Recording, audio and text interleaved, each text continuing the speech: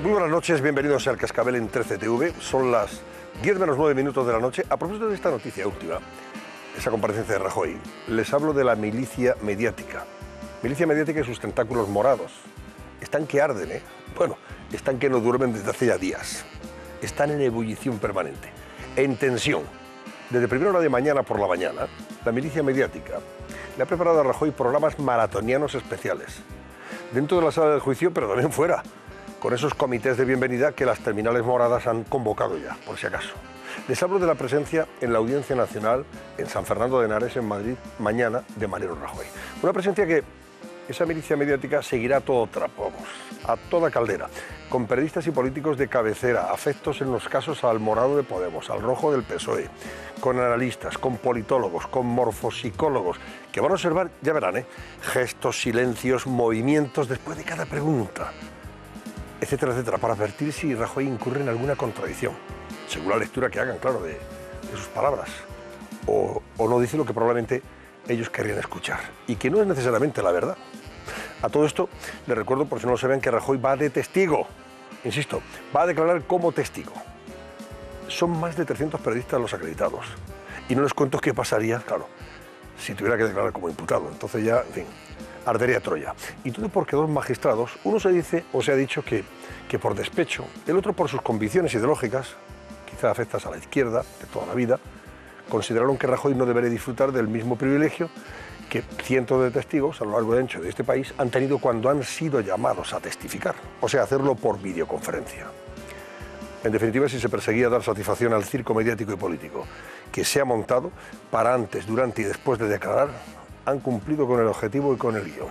Y todo para ver cómo se alumbra un ratón, cosa que no va a evitar que después algunos de la oposición, ya verán, en sus ruedas de prensa, pretenden hacerlo pasar por un león. Y a propósito de Barcelona 92, 25 años después, ¿por qué no planteamos la pregunta del barómetro sobre ello? Pues sí, estamos de aniversario y les vamos a lanzar una pregunta que hemos elegido para hoy, para abrir nuestro barómetro, y ahí la van a ver. ¿Es Barcelona 92 fue un éxito de Cataluña o de España? Ahí está, Barcelona 92 fue un éxito, o de Cataluña o de España. Les voy a dar los teléfonos. Si piensan que fue un éxito de Cataluña, deben marcar el 905-855-001. Si piensan, por el contrario, que fue un éxito de España, de todo nuestro país, deben marcar el 905-855-002. Abrimos teléfonos ya mismo y pueden llamar durante todo el programa a partir de ahora mismo. Pregunta que hemos hecho, recuerdo, Susana, a propósito de las declaraciones del señor Puigdemont.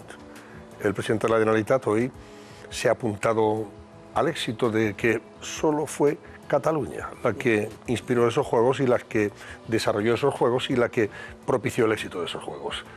Los demás no tuvimos nada que ver. Por eso le preguntamos a ustedes si creen que el resto de España tuvo mucho que ver con ese éxito de Barcelona 92. Bueno, pues vamos con esto. Gracias, Susana. Hasta ahora mismo. Mi padre ha sido agricultor. Mi delito es que mi padre se muriera y que ahora nos venga el impuesto de sucesiones con estas cantidades. Cerca de 130.000 euros. Heredamos la casa en la que vivimos. Es la que mi hijo ha nacido, que tiene ya 25 años. En el momento que fallece mi suegra, nos dicen que le tenemos que pagar 100 y pico mil euros. Se ha mentido. Y se ha dicho que en Andalucía la gente renuncia a las herencias porque no puede pagarla. He bajado el impuesto de sucesiones y donaciones. En Andalucía solo paga el impuesto un 2%. Además, familiares directos, la casa habitual no se paga. Entonces, ¿por qué muchos ciudadanos andaluces acaban en la ruina por una herencia? Hoy Antonio y Fabiola nos contarán cómo el legado familiar les ha condenado a malvivir para afrontar sus deudas. Esta noche, en El Cascabel. Y esta noche me acompañan Paco Rosell. Buenas noches, Paco. Muy buenas noches, don Antonio. Ketty Garat, buenas noches, en un estado de muy buenísima esperanza. Y feliz Día del Patrón Claro, a toda es España. verdad, tú eres gallega además. A toda España, pero no solo a Galicia, que es curioso además que solo sea festivo en 3 comunidades autónomas cuando es el patrón de España. Además de Galicia, Santiago, ¿dónde es? Jaime, pues me parece que es Galicia, Navarra y País Vasco, País creo. Vasco, el festivo 3 comunidades autónomas nada más. Pero bueno, Galicia se lleva la palma porque, bueno, tenemos a la catedral ahí y al santo patrón en su catedral, lógicamente, ¿no? Y se celebra Santiago Apóstol, pero también el día grande de Galicia. Por supuesto. Además de que sea festivo en Navarra y en el País Vasco. Bueno, digo que está en un estado de muy buena esperanza. No tendremos que llamar a las asistencias, ¿no? Espero que no. Para ver nacer a ver, ¿ya tiene nombre la criatura? Martín. Iba a llamarse Santiago, fíjate, pero al final... Hombre, yo creo que podías aprovechar la oportunidad, pero ya no. Si habéis decidido Martín, Martín es muy bonito se ha también. decidido Martín, me han ganado. Muy bien, pues nada, Martín, que deseamos que sea un niño que se críe con muy buena salud, que es lo más importante. ¿Para cuándo? Octubre, previsiblemente. Todavía queda tiempo. Sí, o sea todavía que, queda. Bueno, a pesar de que tu aspecto ya es de ya, de buenísima en cualquier esperanza. momento. Antonio Larco, doctor, no hace falta llamar a las asistencias. Sí, tenemos al doctor Larco ahí. Mejor que no. De todas maneras, Yo por si acaso estoy bien situada. No, está muy bien ahí. Si fuera necesario, no tendríamos ningún problema. Pero no, le quedan meses, espero que sea así. ¿Ha asistido usted en su larga trayectoria profesional a alguna parturienta? Pues sí, unas cuantas. ¿Ah, sí? Yo cuando recién acabado mi especialidad, era muy joven, estuve en la isla de La Gomera, en la maravillosa isla de La Gomera, que allí un cirujano era de todo, director del hospital, hacía la radiografía, partos, cesáreas y todo lo que hubo que hacer. Por cierto, encantado y como todas las cosas. Como médico de urgencia en el trayecto Canarias-Madrid, Madrid-Canarias, ¿usted creo que ha intervenido? Bueno, yo espero que Iberia tenga en cuenta alguna vez. Sí, eso Estas cosas las hacemos con mucho cariño, pero que me tocan todas. Es un senador usted muy activo. Vaya por delante, sí. Que primero es nuestra obligación moral, segundo, no quiero que haya urgencias, pero lo hacemos encantado, estamos formados para eso, hacemos un juramento de Hipócrates, yo hice juramento. La compañera, es verdad, podría tener algún detalle, decir, hombre, don Antonio, usted que está aquí para todo lo que yo quiero decirle que surja. Yo quiero decirlo, me duele decirlo, pero no tiene ninguno. Es una pena. Todavía estoy recibiendo alguna carta que está hecha hace 10 años, no firmada auténtica, sino con un sello, y donde dice, le agradece mucho, que tal, una cosa rarísima. Pero bueno, allá ellos. Cuando uno actúa, Antonio, si uno dice que aterriza, aterriza.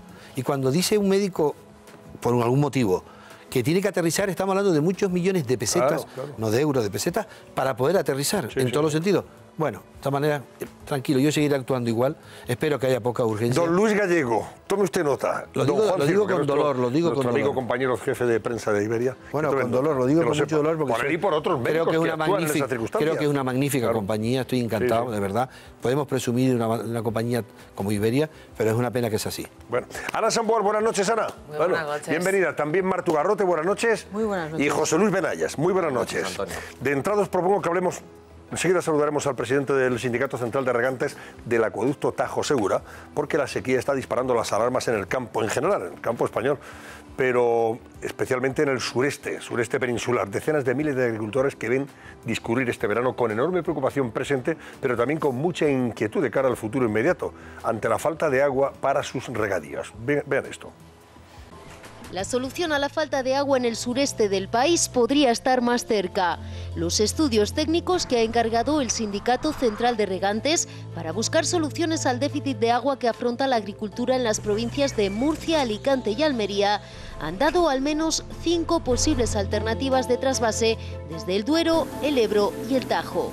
Una buena noticia que además ha sido respaldada por el gobierno de la región, que ve este trasvase absolutamente necesario. La uva debería estar ya mucho más Con larga. él pretenden llegar al objetivo final, 500 hectómetros cúbicos de agua para cubrir las necesidades de regadío de la zona. La ministra Tejerina estuvo en este programa y aseguró que el trabajo del gobierno central en esa zona, la conocida como la Huerta Murciana, ha sido constante e incluso fructífero en los últimos años. Hay que decir que se ha hecho una buena gestión, que hemos movilizado más de 280 hectómetros cúbicos entre trasvase Tajo Segura, entre agua de las desaladoras, entre pozos de sequía. Entre distintas medidas hemos movilizado agua suficiente como para que no haya habido restricciones de riego en el Levante en estos 3 años. Pero el resultado es insuficiente para los regantes de la zona, que llevan años demandando una solución. Algo que la ministra avanzó en este programa cada vez está más cerca. Ahora conocemos la situación de cada una de las cuencas. Ahora hay que dar un paso más. A partir de ahora podemos sentarnos a hablar de un pacto nacional del agua. Y en eso estamos trabajando. Para atender a toda la gestión del agua. Pero no han tardado en llegar las voces en contra. Desde Castilla-La Mancha ya han advertido, no se admitirán nuevos trasvases porque los pantanos están agotados. Hay algo en lo que todos coinciden, un llamamiento general a la responsabilidad en el uso del agua para evitar problemas futuros. Bueno, Lucas Jiménez es el presidente del SCRAT, el Sindicato Central de Regantes del Acueducto Tajo Segura, que implica a agricultores de Alicante, de Murcia, de Almería. Hablamos de más de 80.000 familias que viven de la agricultura. Buenas noches, don Lucas. Buenas noches, don Antonio. Encantado de hablar con usted. Igualmente, en estos momentos, ¿cuál es la situación que están viviendo ustedes y cómo se puede complicar más si no llueve pronto o no llega el agua a las cabeceras en este caso del río Tajo, claro? La situación, don Antonio, es complicadísima. La demarcación del trasvase, para que usted se haga una idea, estamos en nivel 4, que marca trasvase 0 hacia estas regiones, ¿no? Hay comunidades de regantes que dependen exclusivamente de ese agua, más los pequeños aportes paliativos que nos está facilitando el Ministerio. El verano es malísimo. El verano es malísimo y nos preocupa muchísimo el otoño. El otoño nos presenta un escenario absolutamente aterrador, Antonio. Y ustedes escucharon con mucha atención las declaraciones de la ministra en este programa, la señora García Tejerina. ¿Ustedes ven solución a corto plazo? Claro, ella habla, tenemos que afrontar ese Pacto Nacional del Agua, pero claro, eso puede ser, no sé si cuando las ranas críen pelo. Hablar de agua en este país y hablar de pacto es una contradicción per se, casi un imposible. Por eso digo, ¿qué solución ven ustedes a esto? Hombre, la verdad es que escuchamos las declaraciones de la ministra. No creo que estuviera acertada, de hecho han provocado bastante indignación aquí en el sureste. Las comparaciones en estos casos son innecesarias. Nosotros no nos podemos alegrar de la situación que viven los compañeros del Duero, pero es una situación que entendemos coyuntural. Lo que arrastra este sureste es una situación estructural. Toda la vida llevamos hablando de escasez de agua en el sureste. Provocaron mucha indignación esas declaraciones por cuanto en el Duero sufren restricciones. En la demarcación del trasvase no es posible reducir, no es posible restringir más porque estamos en trasvase 0. Por lo tanto, esas declaraciones la verdad es que en esta zona cayeron bastante mal. A corto plazo coincido con la ministra, y coincido, pero lo que pasa es que el análisis que yo hago es diferente. A corto plazo la solución la va a marcar las lluvias que puedan llegar en otoño, Antonio. Es así. Esta zona del sureste, junto con otras del país, han sido pioneras en la implementación de modos de regadío tecnificados y modernizados. Utilizamos toda el agua, don Antonio. Utilizamos toda el agua regenerada en niveles incomparables en el resto de la nación. Usamos también el agua desalada, pero aún así sigue habiendo un déficit estructural que no hay forma de solucionar si no hablamos de trasvases.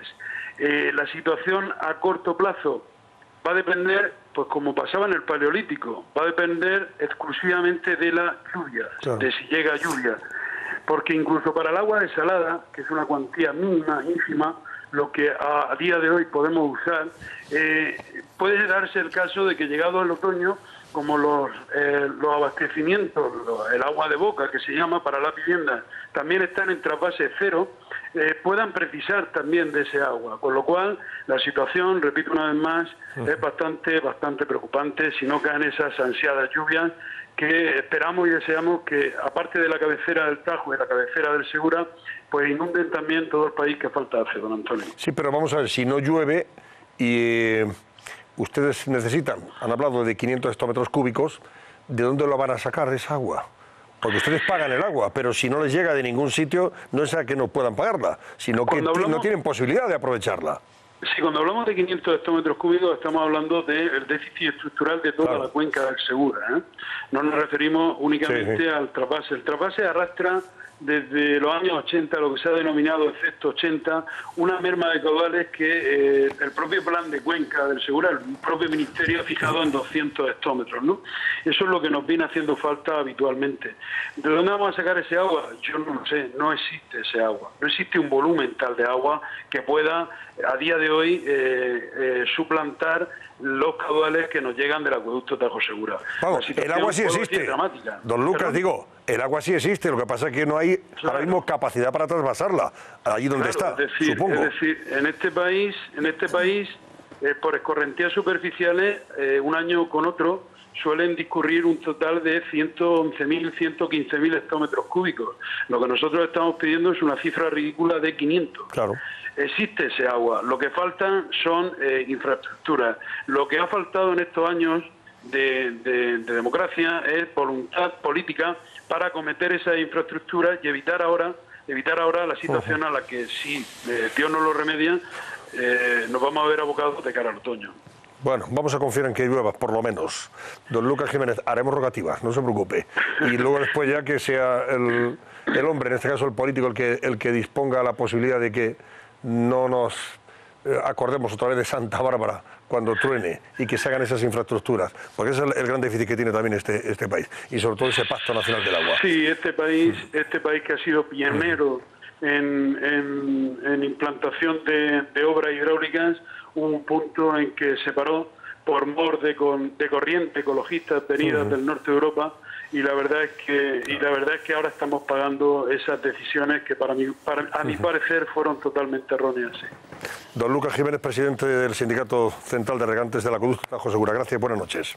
Gracias a vosotros. Un saludo. Adiós, buenas noches. Claro, tiene gracia que desde el norte de Europa vengan a decirnos a nosotros, en un país de sequía, más seco que que el cauce de ahora mismo del Segura, vengan a decirnos cómo tenemos que administrar la poquita agua que tenemos. A mí me parece que es una broma, de mal gusto.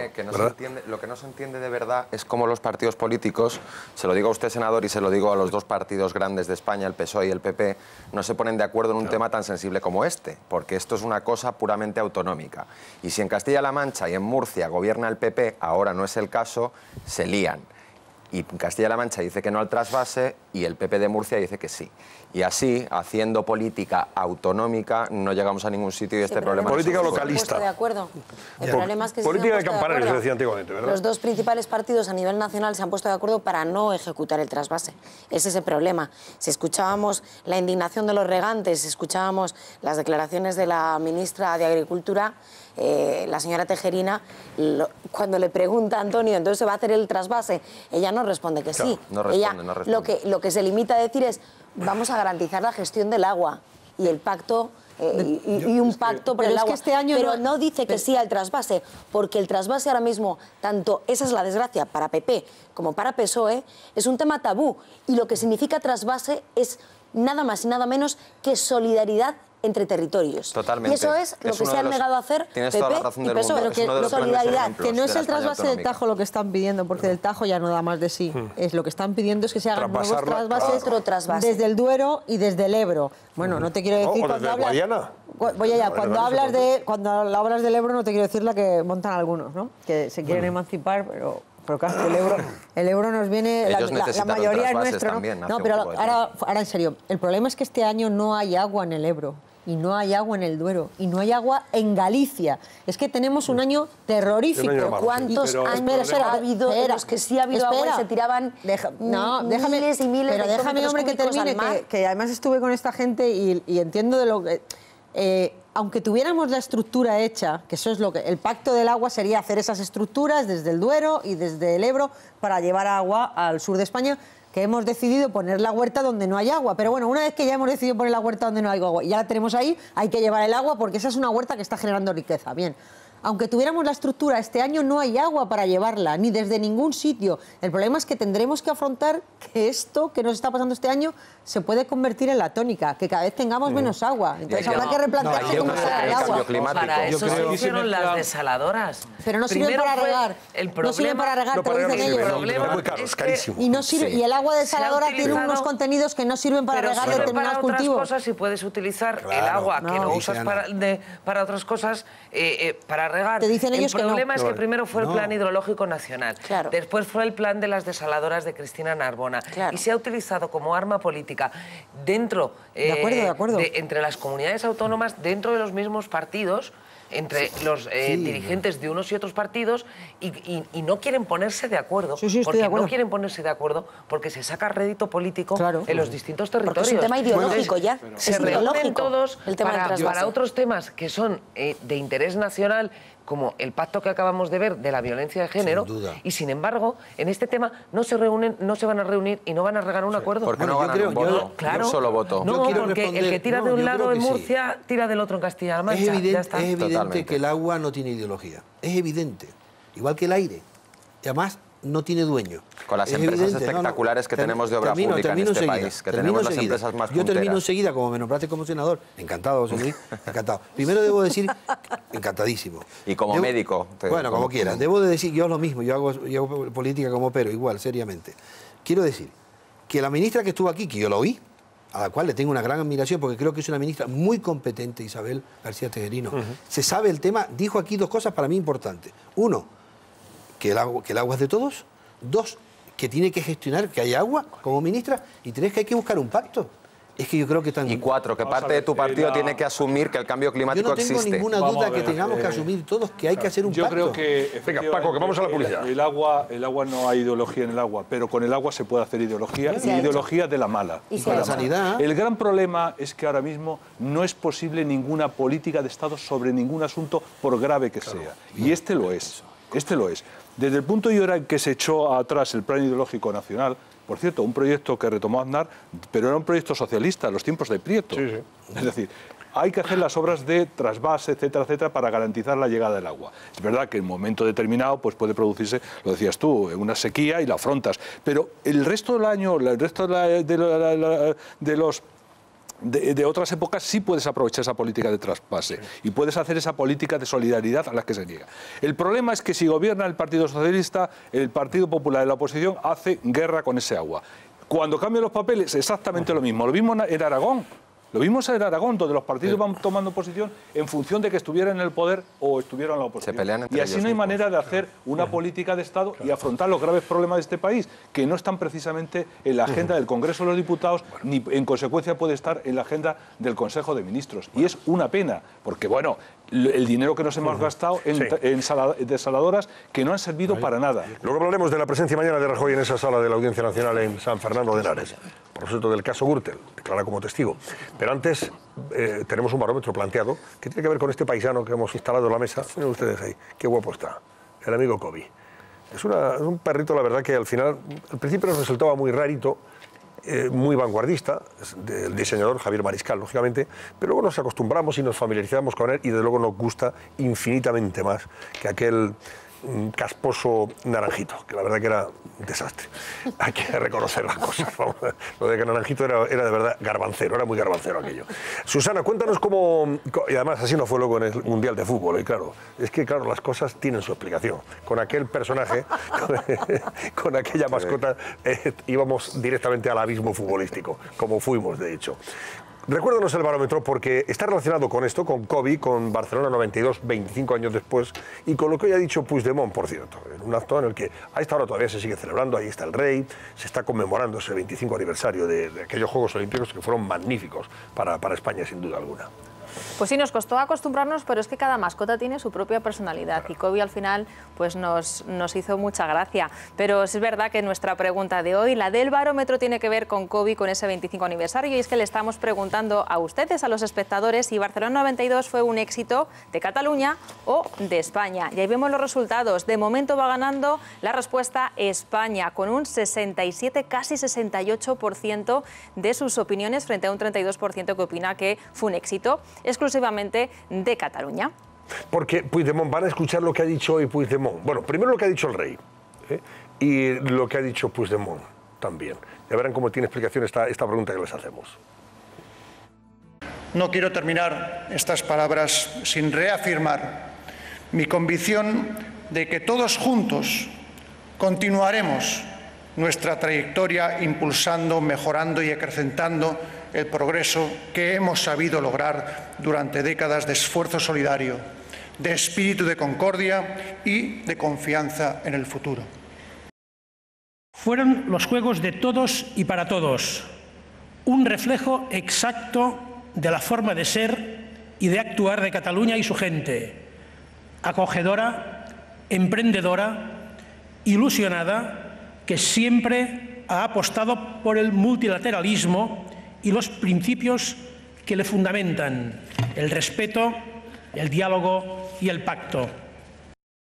Mientras el rey apelaba a la unidad, motor de la fuerza que inspira cualquier situación y que realmente propicia que las cosas unidos siempre salen mucho mejor, evidentemente, le dan mucha más solidez y son más fácil de conseguir, el señor Puigdemont habla solo de Cataluña, como si los demás hubiéramos pintado menos que la Tomasa en los títeres, pero no me gusta la expresión, pero hay que ser así de de claros y de explícitos.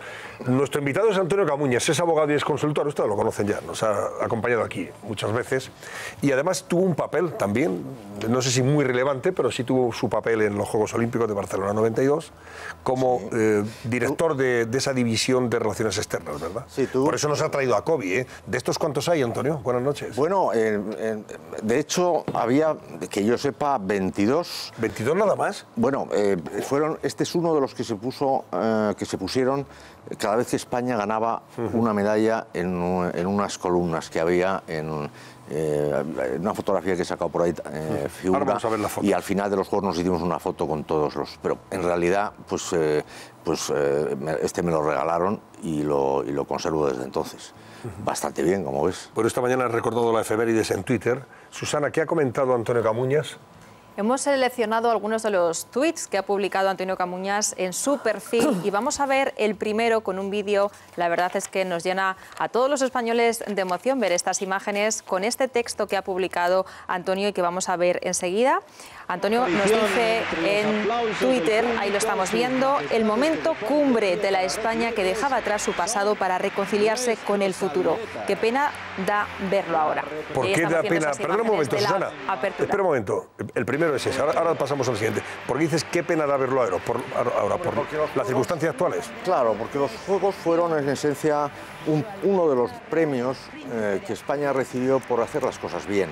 Es decir, esa España que en el 82 todavía estaba con su naranjito, Carvancero, dando sus primeros pasos en la órbita internacional, etcétera, recién prácticamente ingresados en la Comunidad Europea, pues al final resulta que todo ese esfuerzo común que hizo España, que fue un modelo verdaderamente encomiable y referencia en el mundo entero de algo inédito como era el paso de una dictadura a la democracia. Estamos viendo lo que es en algunos países cambiar de régimen, lo difícil que es cambiar de régimen de una manera pacífica y sin traumas de ningún tipo, y eso se vio premiado pues con muchas cosas. Se vio premiado con la Secretaría General de la OTAN, Javier Solana, se vio premiado con la elección de Juan Antonio Samaranch al Comité Olímpico Internacional. Es decir, tuvimos un montón de parabienes, de reconocimientos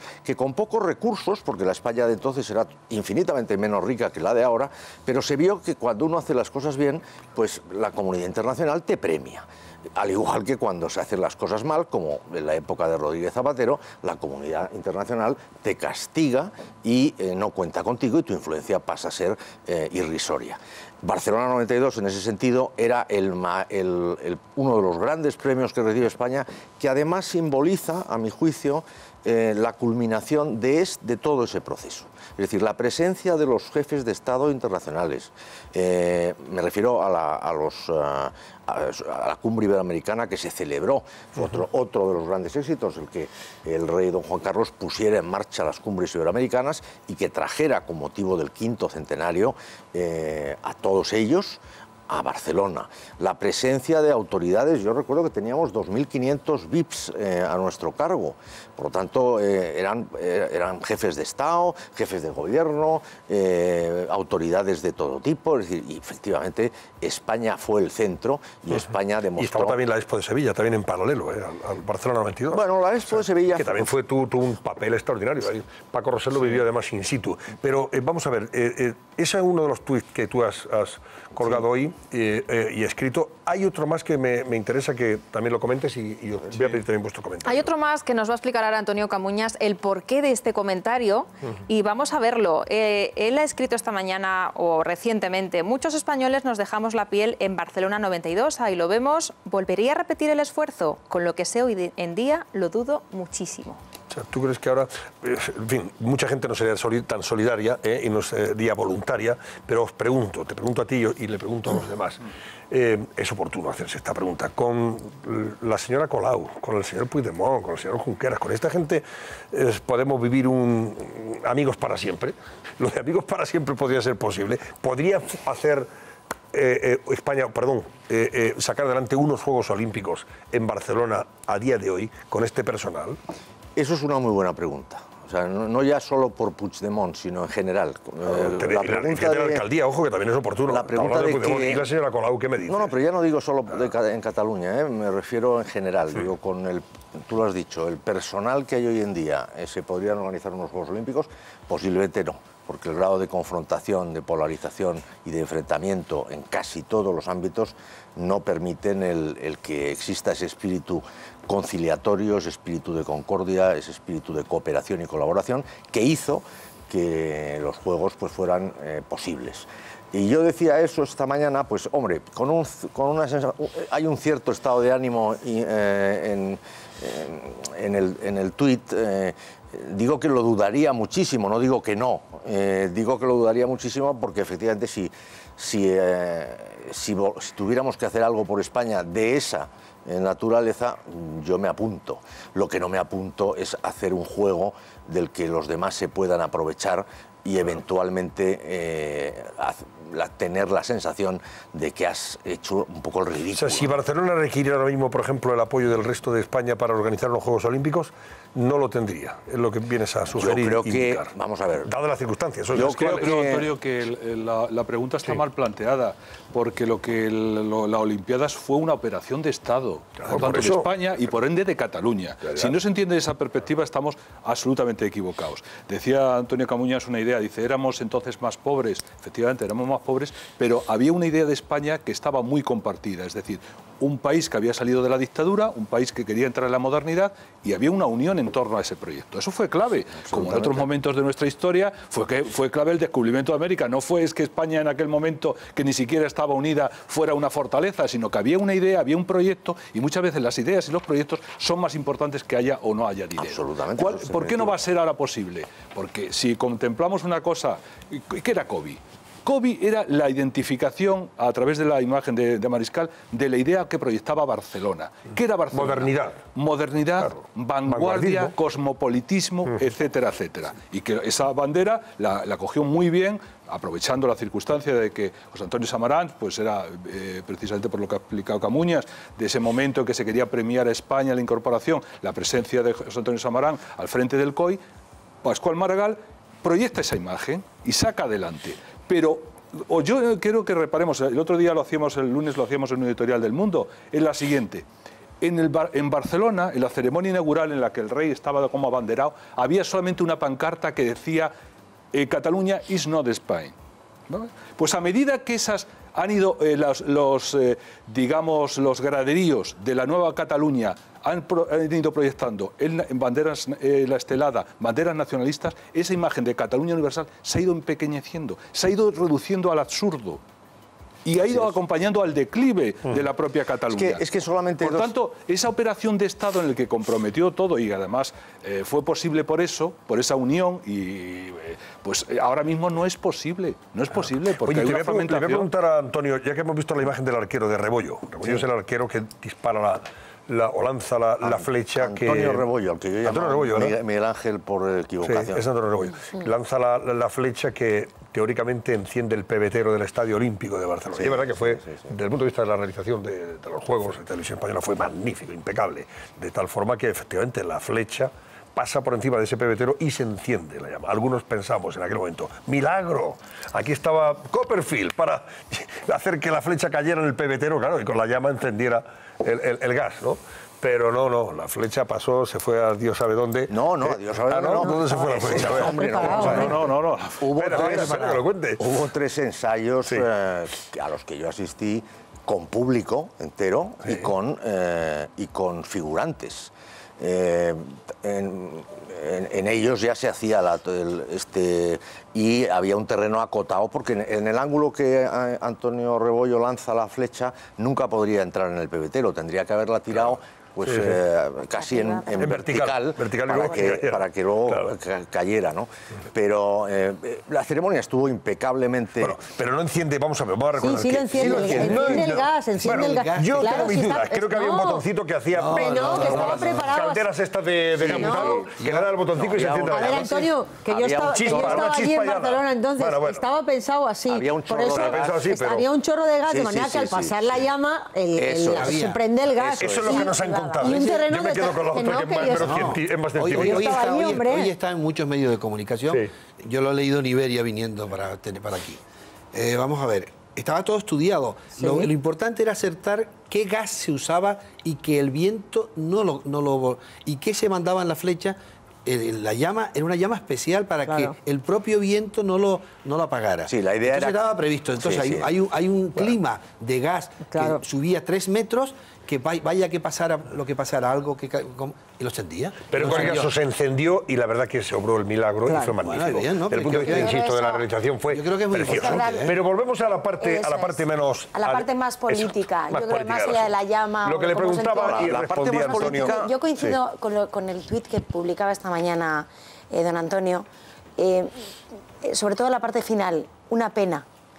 Da pena, da mucha pena ver estas imágenes, porque efectivamente tú ves la emoción del rey portando como abanderado, la emoción de su hermana, de la infanta Elena, la emoción de la reina, del rey emérito, y era la emoción de un país. Es verdad que las grandes cosas, un país, se suelen hacer con un proceso de ilusión colectiva, que yo creo que eso es lo que fue Barcelona 92. Ahora mismo ves esas imágenes y dices, efectivamente, esto no podría hacerse. Porque si solo congelamos ese momento, el momento en el que el rey está de abanderado con toda la delegación española, y la trasladamos a 2017, veríamos a un rey seguramente abucheado, con una pitada monumental, con todos los independentistas tirándole cosas a la bandera española, quejándose porque no esté la estelada, gritando barbaridades, con 50 millones de pancartas. Pues lo que vemos cada vez que se produce una Copa del Rey. Tendremos con lo cual, que asumir una la verdad es que yo estoy muy de acuerdo. Es una pena que nuestro país en estos años haya retrocedido tanto. Haya retrocedido hasta fracturarse en algo tan bonito y tan próspero y tan cosmopolita, como decía Paco, como es la ilusión colectiva de dar un paso hacia la modernidad. Bueno, pues lo que hemos hecho es dar un paso hacia atrás. Yo estoy de acuerdo contigo en que damos un paso hacia atrás, pero quiero poner de relieve que creo que también tenemos una parte de responsabilidad del Ebro hacia acá. Es decir, tenemos un gobierno de la Generalitat enloquecido, tenemos muchísimos problemas con ellos, pero aquí, y lo vuelvo a defender semana tras semana, hemos actuado con parsimonia con el problema catalán y hemos, de alguna manera, fogueado que todas las esteladas se desplieguen. Es que yo no creo que ese sea el problema. Yo creo que te equivocas enormemente. Aquí achacar la desunión entre españoles, que somos todos españoles, a solo una parte... A cada uno su responsabilidad. Completamente. El problema es una gran deslealtad. A ver, Ana, que somos poder intervenir. Y ahora doy paso a vosotros. Yo creo que aquí ha habido una gran deslealtad y no sé si Antonio se refiere a eso, porque por lo que sabemos a posteriori, algunos estaban en una operación de Estado, la mayoría estaba en una operación de país y, sin embargo, los nacionalistas en aquellos juegos comenzaron a sembrar la semilla de la discordia de la que hoy estamos viendo los frutos. Y no sé si cuando a posteriori veis eso, los que trabajasteis directamente en este proyecto, dices, Dios mío, con la ilusión, con el trabajo, con todo lo que dimos, y resulta que otros lo utilizaron para fines particulares y odiosos en muchos casos. Hombre, para serte franco, en los ensayos que te mencionaba antes, había pitadas, había gente que eran familiares normalmente de toda la gente, de los voluntarios, etcétera, etcétera, y una mezcla yo creo que había un tanto de pitorreo, porque claro, el señor que salía de abanderado era un señor que era un señor cualquiera. Y luego este gran locutor Constantino Romero, tristemente fallecido, pues hacía lo mismo que decía era un ensayo general. Entran sus majestades los reyes, y entonces entraban dos personas saludando, entonces yo no sé si la mezcla, pero es verdad que los cachorros de Convergencia ya tenían un cierto papel, que lo que pasa es que yo creo que por un lado ni se atrevían todavía a manifestar, y segundo, el triunfo de España fue tan abrumador, es decir, en términos de éxitos deportivos. La bandera española se izó en tantos mástiles de Barcelona, y la marcha real, el himno nacional, sonó tantísimas veces que directamente estaban abrumados y te diría que un poco hasta avergonzados. Sí, esa es mi sensación. E incluso contagiados. Voy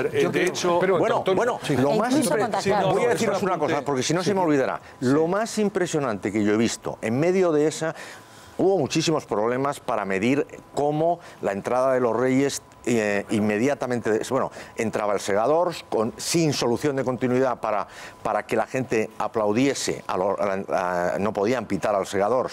Entraban los reyes sin solución de continuidad. El rey marcó perfectamente la posición de entrar saludando con el segador y firme con la marcha, con el himno nacional. O sea, se solaparon los dos himnos, ¿verdad? Para inmediatamente después, la patrulla Águila pasaba por encima del estadio con un estruendo enorme, de forma tal que todo el mundo miraba para arriba, y eso significaba que el momento político había terminado.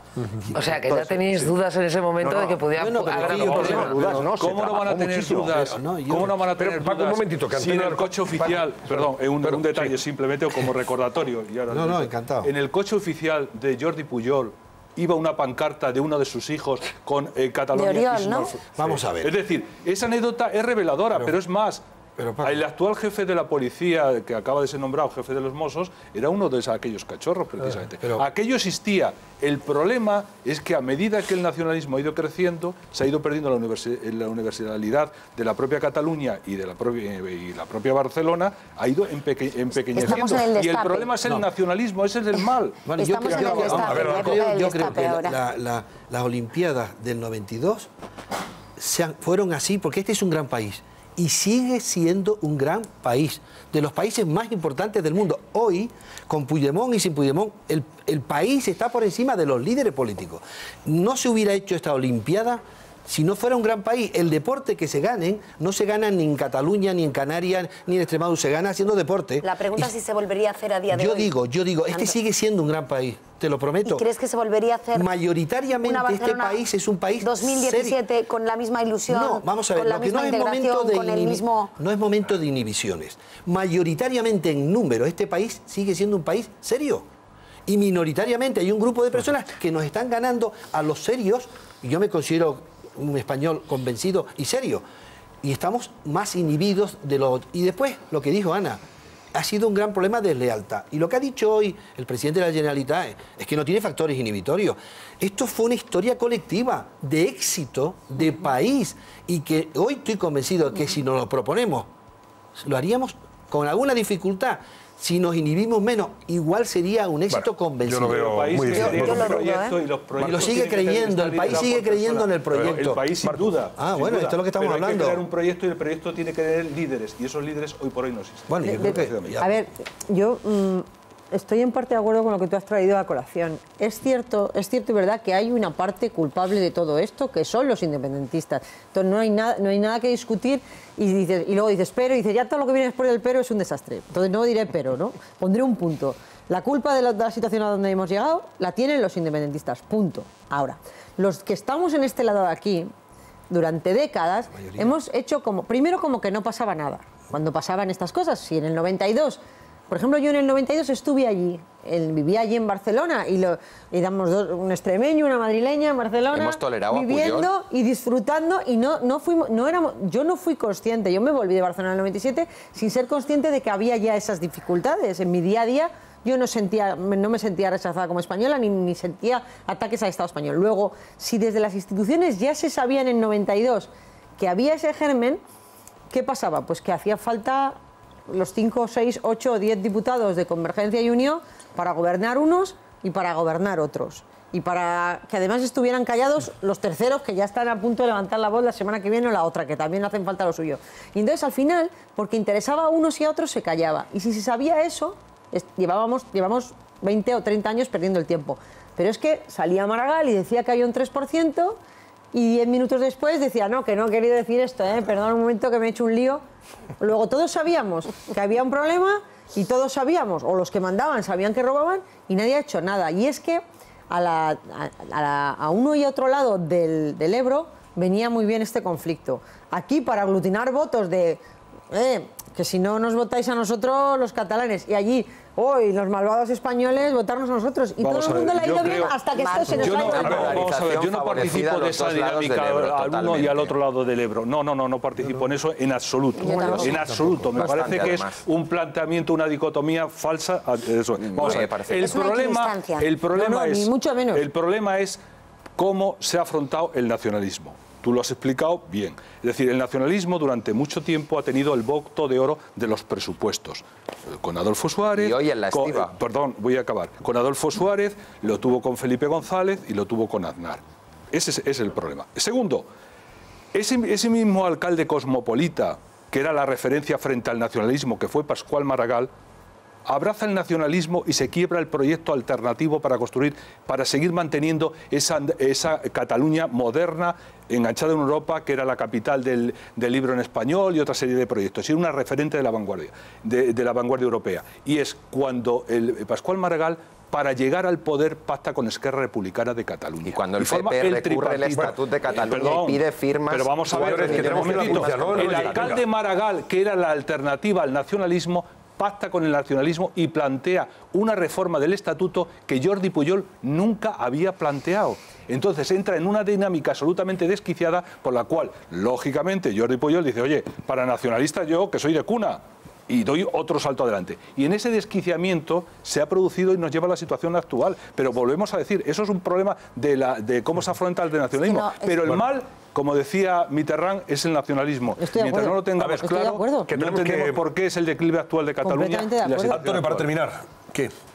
Para terminar, pues que da pena que un sitio tan fantástico como es Cataluña, que da gente tan universal como el propio Juan Antonio Samaranch, Dalí, Miró, es decir, tenemos ejemplos, Casals, en medicina, pues ahora no me acuerdo, tú sabrás, doctor, pero los oftalmólogos famosos. Barraquer. Entre otros. Barraquer, en fin, son muchísimas los ejemplos.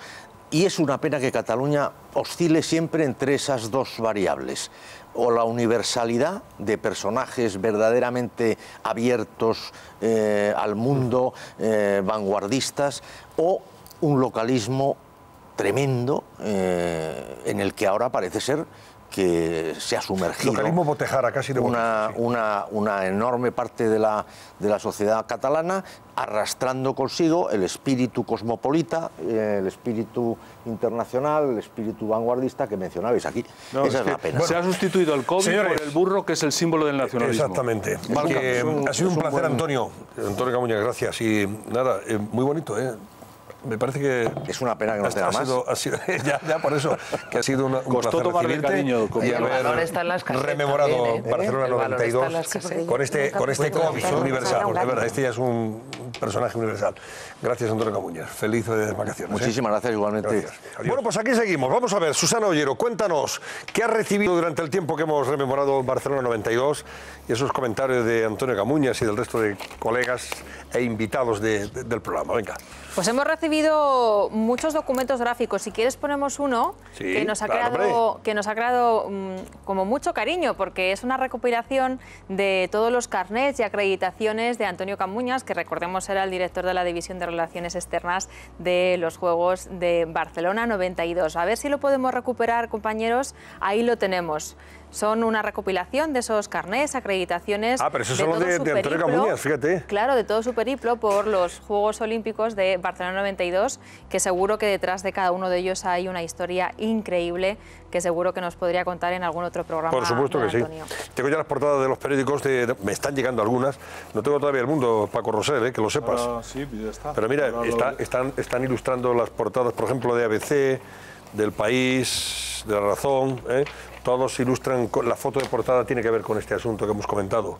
Puigdemont y el rey, el rey reivindica el ánimo de cooperación de Barcelona 92, el recuerdo de Barcelona 92 evidencia la ruina moral del secesionismo, dice ABC, o La Razón, el rey ha visitado más de 50 veces Cataluña, es la comunidad que más ha viajado desde que en 2012 se redobló el desafío, etc.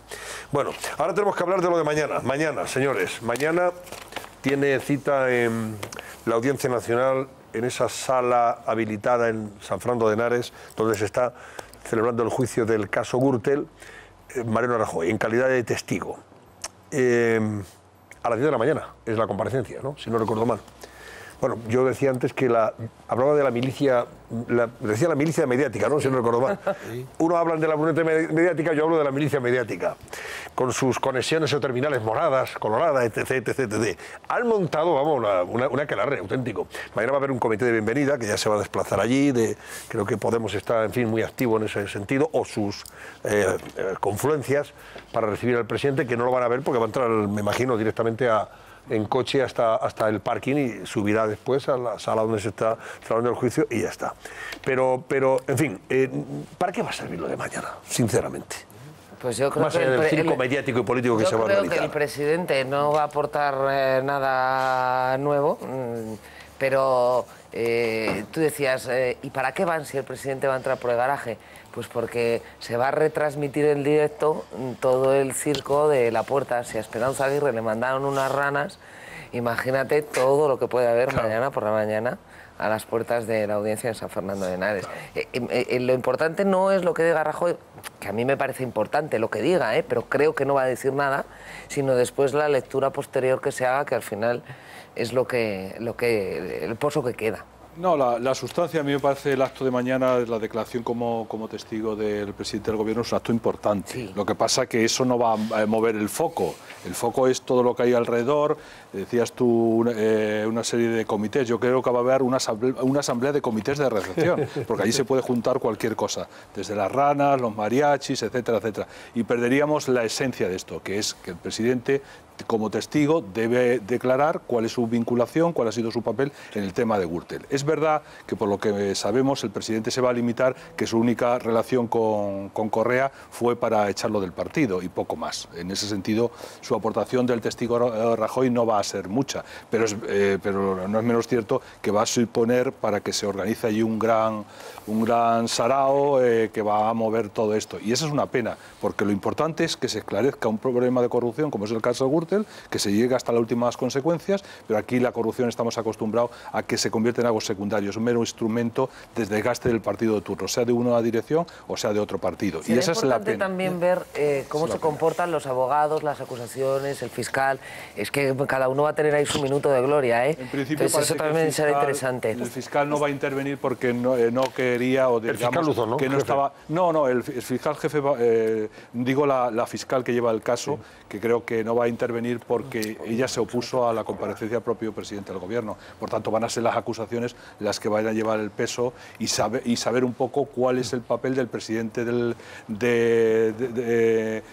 tribunal a la hora de regular los debates, qué preguntas va a permitir, cuáles va a interrumpir. Eso es lo que le va a dar un Bueno, perdón un momento, Ketty, que tengo a Ignacio Gordillo, que es abogado y exfiscal de la Audiencia Nacional. Don Ignacio, buenas noches. Buenas noches, don Antonio, ¿cómo está? Encantado de saludarle. ¿Dónde se va a sentar el presidente del gobierno como testigo mañana en esa sala? Pues parece ser que por detalle con el cargo de presidente va a estar en estrados, es decir, a la altura del tribunal, las acusaciones y las defensas, y no debajo donde se sientan los acusados. O sea, que se va a poner, perdóname, Ignacio, perdóname, ahora estamos viendo imágenes, se pondrá en un lateral de donde están los abogados, ¿verdad? Al lado del abogado del Partido Popular. Exacto, al lado de los abogados, que es un detalle por su significación de presidente del gobierno. De otra forma, quería, Antonio, dejarme claro que mañana el señor Rajoy no declara como presidente del gobierno. Declara como administrador, vicesecretario más bien del Partido Popular, en unos hechos muy concretos, que hay que dejarlo muy claro. Yo creo que al señor Hurtado, presidente del tribunal, había que dejarle bien claro que son unos hechos de 1999 a 2005, que es la primera fase de la operación Gürtel. De ahí no nos podemos salir, de esa fase no nos podemos salir, ni esas fechas ni la operación. Es decir, los hechos que no aparecen en el escrito de acusación del Ministerio Fiscal y demás acusaciones no se pueden mañana tratar. Es decir, que cualquier pregunta referente a otros hechos, opiniones personales, relaciones, etcétera, no procede. Yo creo que es muy importante. Yo creo que el señor Rajoy llevará bien aprendida la lección de que no puede responder, tiene que ser el tribunal que diga que esa pregunta no procede cuando sean hechos que se salen del objeto del proceso penal. O sea que, ¿tú crees que antes el tribunal debe aclarar también qué es lo que puede responder y no responder? Perdón, ¿qué es lo que se le puede preguntar y qué no se le puede preguntar, acotando el terreno y el tiempo que le lleva a testificar ahí? Exacto, porque en un proceso penal, Antonio, como bien sabes tú, se va en tres partes, en tres posibilidades: un acusado, que son los acusados que están ahí sentados, 30 y tantos; otros los peritos, que han estado, que van a estar los peritos en la fase pericial; y luego los testigos. Y los testigos están obligados a comparecer, a declarar y a declarar la verdad, pero van a declarar sobre hechos objetivos, no opiniones personales, no cuestiones que afecten a su intimidad, etcétera, sino todo relacionado con los hechos del objeto del proceso penal. Y eso es muy importante, porque de ahí no nos podemos salir. Claro. Al señor Rajoy no se le puede preguntar opiniones, ni relaciones, ni cuestiones totalmente ajenas a la fase esta, que es la primera fase de la operación Gürtel.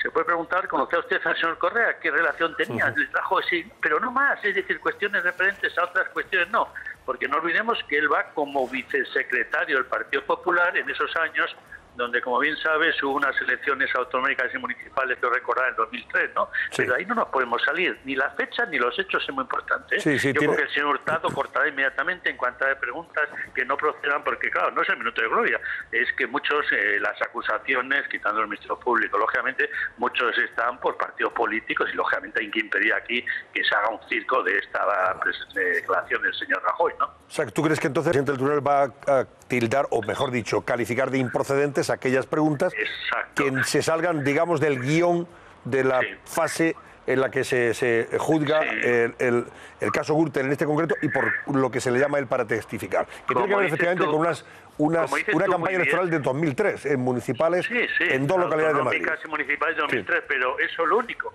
Y alguna relación, pero claro, incluso es que hay preguntas que no proceden, que son totalmente capciosas, subjetivas, impertinentes. Preguntarle, ¿ve usted a esta persona que lleva dinero? Pues que no procede, porque si lo hubiera visto tenía que haberlo denunciado, porque lógicamente sería un hecho constitutivo de delito. Y lógicamente, pero aquí yo creo que hay que dejar bien claro a los españoles que no va como presidente del gobierno, que va por una fase muy pequeña como testigo, y el testigo sea el que ha presenciado unos hechos directamente o por referencia, testigos directos o indirectos. Una persona no puede dar opiniones personales, particulares. Ese no es el testigo. Ese sería, como te decía antes, el perito que da opiniones sobre su experiencia personal, profesional, etcétera, su trabajo. Pero hay que tenerlo muy cuidado, porque en cualquier juicio que vas, al testigo además se le empieza a decir: ¿puede usted cometer un delito de falso testimonio en causa criminal, etcétera? Y ya el testigo se asusta un tanto, por así decirlo. Claro. Pero dejarlo bien claro que el testigo está obligado a declarar, pero sobre unos hechos objetivos, Y yo creo que aquí el presidente de la sala, que es don Ángel Hurtado, que es un extraordinario magistrado, yo creo que sabrá cortar y sabrá advertir previamente a que nadie haga aquí un circo político e intentar utilizarlo políticamente la declaración. Hay algunas preguntas que lleva La Razón a su portada en su edición de mañana. Voy a recordarlas y de paso te digo si son procedentes o no. Según La Razón, dice que las preguntas a las que tendrá que responder Rajoy en el juicio de la Gürtel serán estas. ¿Se reunió usted con el señor Correa en la sede del Partido Popular? Esa parece procedente, ¿no? Sí, yo creo que sí. Perfectamente. Luego, él puede contar ahí que además, si no se reunió, que probablemente no se reuniera, puede contar que él fue el que cortó, siendo ya secretario general, en 2004, toda relación con las empresas del señor Correa. Otra es, ¿ordenó dejar de contratar con Correa? Bueno, esa la puede responder porque lo ha dicho ya más veces, que sí, que dejó de ordenar con Correa. ¿Por qué el PP de Valencia no obedeció esa orden? ¿Esa, por ejemplo, es procedente? Yo creo que no es procedente. No es procedente. No sabemos si la desobedeció o no, y luego él es totalmente ajeno a ese tema. Si el PP de Valencia desobedeció o no, es que es algo improcedente totalmente. Es una pregunta, de mi humilde opinión, sugestiva, impertinente, porque está buscando una respuesta, pues lógicamente, que es inculpadora totalmente, ¿no? Otra pregunta, ¿le consta que Paco Correa pagase mordidas a Bárcenas a cambio de adjudicaciones? ¿Esa es pertinente o no? No, totalmente. Que si dice que sí, es como para abrir un procedimiento penal contra el señor Rajoy, porque tenía obligación de haberlo declarado, de haberlo denunciado. Y no, ¿cómo le va a costar? Es como si te dicen: Antonio, tú sabías que fulanito mató a menganito, estás ahí, pues tienes que saberlo. Y esto también tiene que conocerlo, y si lo conoce, pues entonces es constitutivo de un delito. Es totalmente improcedente, de mi opinión, En este momento también, el que le pregunten, dice La Razón, que le pueden preguntar, ¿tiene conocimiento de que en el PP se pagasen complementos en dinero B con dinero B o en B? La respuesta es clara: no tengo conocimiento. En cuanto lo hubiera tenido, lo hubiera denunciado. Pero vamos, que esa es procedente, esa pregunta. Yo creo que si se la hacen, ¿es así? totalmente innecesaria. Si el problema aquí es que esta declaración es innecesaria, totalmente innecesaria. Es necesaria la presencia en el mañana en la Audiencia Nacional. Podría haber sido por escrito, por videoconferencia, como se hace siempre. Y luego no va a dar ningún resultado en la investigación porque, lógicamente, el señor Rajoy, la labor que tiene el vicesecretario, y esto es una actuación muy particular de personas muy concretas, como bien sabes, que han cometido presuntamente unos hechos delictivos, pero como partido y como vicesecretario en esos años yo creo que no tiene ninguna relación para dar ninguna averiguación importante en la causa, ¿no? Ignacio, ¿y por qué crees tú que le obligan a comparecer físicamente en la sala del juicio y no por videoconferencia, como yo decía antes, a cientos de personas en este tipo de juicios, de vistas, se les ha permitido hacerlo a través de videoconferencia y a él, sin embargo, se le dice, usted tiene que venir aquí?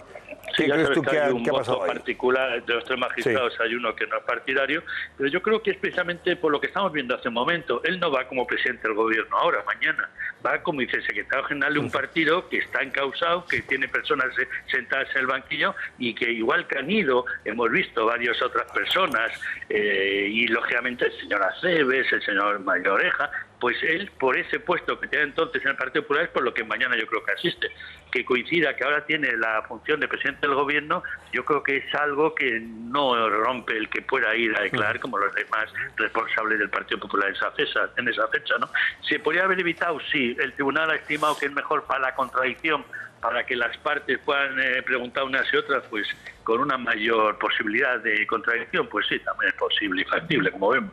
Y queda claro que está obligado a decir la verdad, pero puede no responder lo que no desee o quiera responder, punto, ¿no? Exacto. Cualquier pregunta que él considere impertinente, sugestiva, innecesaria, etcétera, está permitido no declarar. Incluso decía el señor presidente, usted considera que voy a declarar. Ya digo, yo creo que el tribunal va a cortar constantemente porque se intenta de muchas acusaciones populares particulares hacer de esto pues un significado político. No nos olvidemos que hay 4 acusaciones, Haddad, sabemos la relación que tiene con el Partido Socialista, y luego incluso está el PSOE, que lo recordaba de Majadahonda Bobadilla, estaba personado en 2 ocasiones. Indudablemente, pues fíjate las preguntas que puede haber por parte de estas acusaciones, que no van a buscar la verdad material del proceso, sino van a hacer una manifestación política, por así decirlo, ¿no? Bueno, gracias Ignacio Gordillo, gracias y un abrazo. Un abrazo, Antonio. Ignacio Gordillo, abogado y ex fiscal de la Audiencia Nacional. Vamos a ver, tenemos que hacer una pausa. Después os doy la oportunidad de valorar rápidamente el tema, que luego retomaremos al final. Ayer hablamos con Maribel y con Fátima, 2 mujeres que estuvieron presentes en el Parlamento de Andalucía la pasada semana, cuando se debatía esa iniciativa del Partido Popular para que se suprimiera el impuesto de sucesiones y donaciones o se bonificara casi al 99% en Andalucía, y se rechazó con los votos del Partido Socialista, de Podemos y de Izquierda Unida. Y hoy queremos hablar también con otras 2 personas más. Alguna de ellas creo que estuvo también en el Parlamento de Andalucía. En este caso hablaremos con Juan Antonio Reina enseguida y con Fabiola Lara. Se encuentran en Coria del Río, aunque Juan Antonio es de 2 hermanas, también de la provincia de Sevilla. Pero antes, hablábamos ayer, dice, hombre, estamos hablando de un impuesto injusto, el impuesto a la muerte. Impuesto además que cuestiona y muchísimo a la Constitución, en la medida que la Constitución dice que todos los españoles somos iguales ante la ley. Pues mire usted, no somos iguales, porque yo en Madrid puedo heredar sin tener que pagar un euro de la herencia recibida, y en Andalucía pagas hasta vamos, lo que no está en los escritos. O por ejemplo pagas en Aragón o pagas en Asturias. De ahí han nacido esas plataformas para pedir que se suprima este impuesto. En otros sitios se paga menos porque está bonificado, y en otros muchísimo, como ocurre en el caso de Andalucía, Aragón o Asturias. Entonces, Susana, vamos a ver cuál es la realidad del impuesto, de este impuesto a la muerte, de este impuesto de sucesiones y donaciones en España a día de hoy, según en dónde se viva.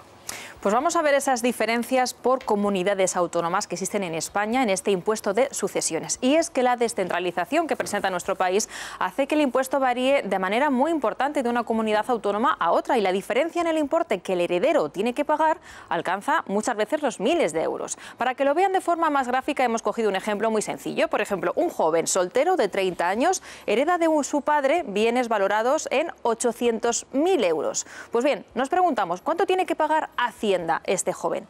Ahí lo tienen en este mapa que estamos viendo ahora mismo. Bueno, pues depende de dónde viva, las diferencias son más que notables. Como ven, Andalucía es la comunidad autónoma donde más dinero tendría que pagar, 164.000 euros.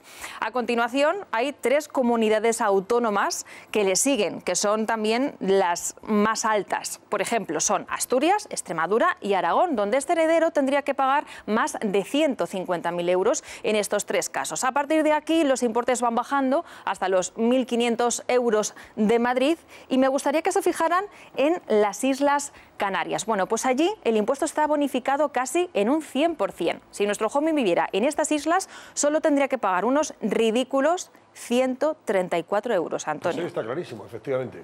Las comunidades donde más se paga, en función de una herencia de cuánto dinero? 800.000 euros. 800.000 euros. Para un joven de 30 patrimonio años. O herencia en cualquier caso que tenga un montante de 800.000 euros aproximadamente. Ya lo ven ustedes. Andalucía, Extremadura, Aragón y Asturias. Son las comunidades donde más se paga. Vamos a ver, Juan Antonio Reina, buenas noches. Conectamos con Coria del Río. Juan Antonio. Hola, buenas noches. Buenas noches. Está a su lado también Fabiola. Hola, buenas noches, Antonio. Sí, buenas noches. Fabiola Lara también ahí está, ¿no? Buenas noches, Fabiola. Sí, buenas noches. Vamos a ver, tenemos muy poquito tiempo, pero vamos a aprovecharlo bien. Juan Antonio, empiezo por usted. Usted es guardia civil y vive en Dos Hermanas, sí. ¿no?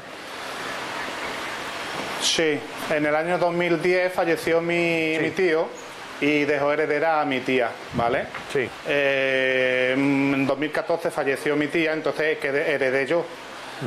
Yo fui a la Junta de Andalucía, a la Subdelegación de Gobierno, para ver qué es lo que pasaba, y me dijeron que no encontraba el expediente. Entonces yo liquidé mi liquidación, pagué 50.000 euros, ¿vale? Y a los 6-7 meses me vio en el expediente que tenía que pagar 147.000 euros de la liquidación de mi tía. Le estoy hablando que mi tía heredó lo mismo que yo, una casa, una parcela y un coche, sin ningún tipo de deudas.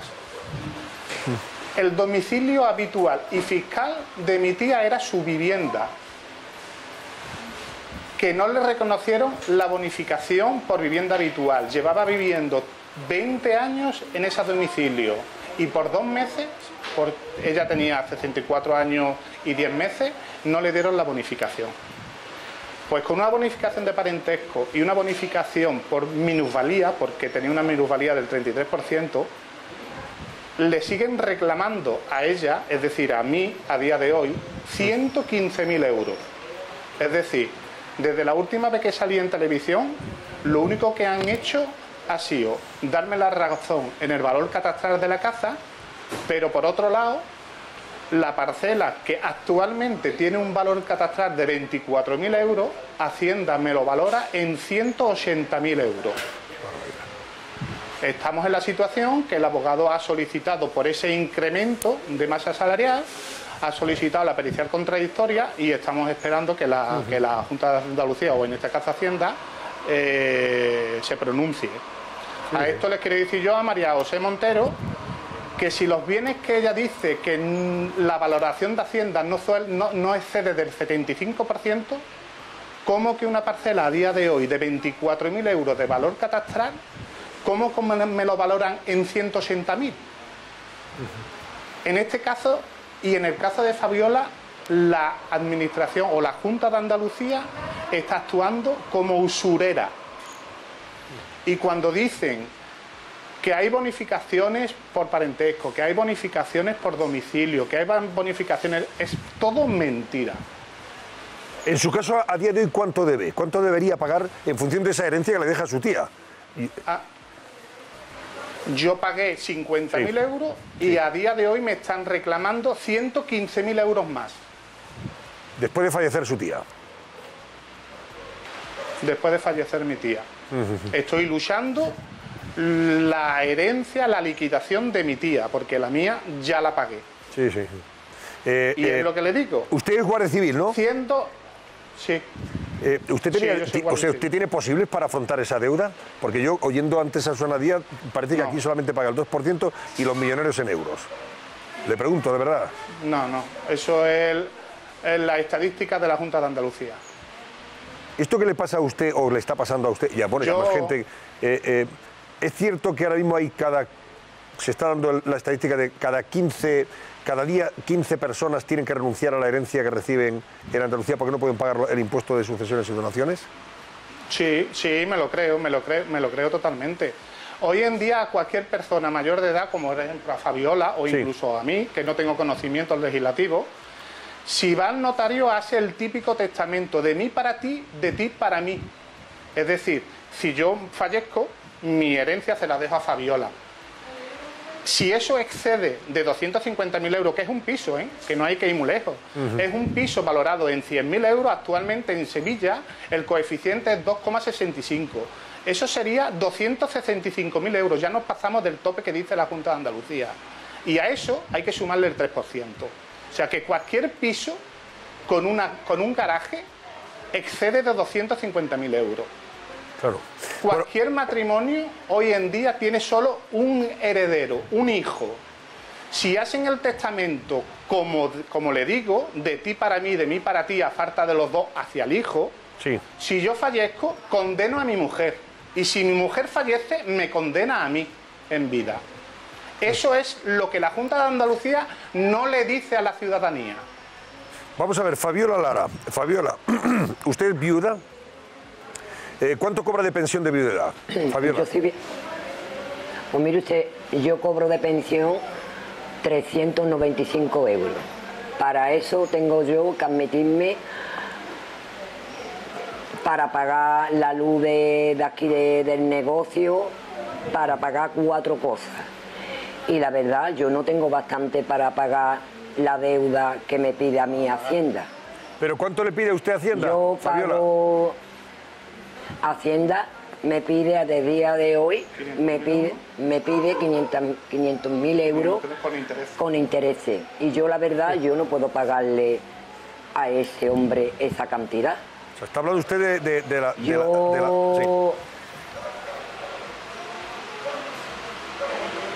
Yo lo único que le pido a este señor, si nos está viendo, nos está escuchando, por lo menos que ponga un granito de arena a todas las personas que tengan humanidad en la vida, que lo único que puede faltarnos humanidad, que no nos eche de las casas como yo estoy para que me echen.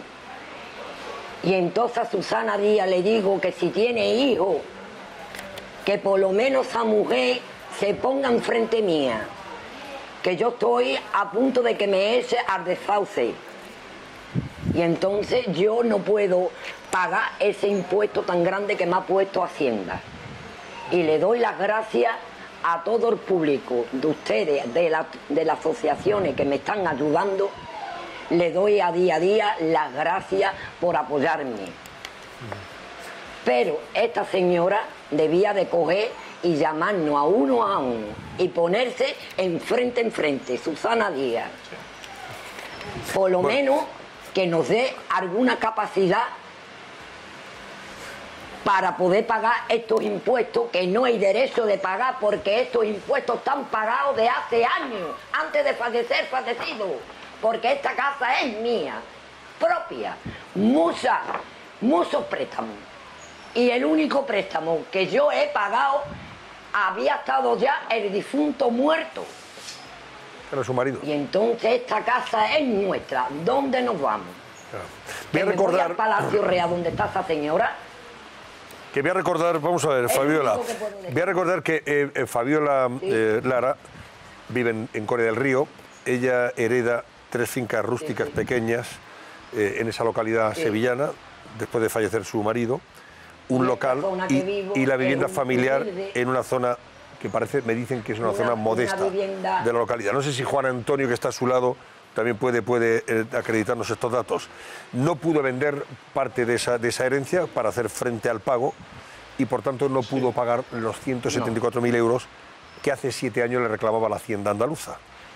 Eso se ha convertido ahora entre 400 y 500.000 euros, según nos decía Fabiola y ratificaba Juan Antonio. Hay un problema ahí, y le pregunto a usted, Fabiola, los peritos de la Junta leo, por eso quiero que usted me ratifique esto, no. Al parecer le valoraron la casa donde vive, ahí en Coria del Río, en 312.000 euros. Pero usted dice, oye, si a mí me dieran 70.000 euros, me daba con un canto a los dientes. me habían valorado la casa en 312.000 euros y no puedo venderla ni por 70.000 porque nadie me lo paga esto. ¿Esto es así? Fabiola o Juan Antonio, contéstenme. No. Sí, aquí, Antonio. A ver, sí, Juan Antonio, dígame. Antonio, aquí a Fabiola no ha venido nadie, ningún perito a tasar su vivienda. Sí. Aquí seguramente la tasación que le han hecho es el valor catastral por el coeficiente. Claro. En el año 2010, de Coria del Río estaba en 3,60, casi en 4 veces el valor catastral, que según María José Montero no excede del 75% del valor de la casa. Y entonces estos 312.000 euros... Esa es la deuda... Sí, eso es el valor catastral por el coeficiente. Por el coeficiente. 3,60.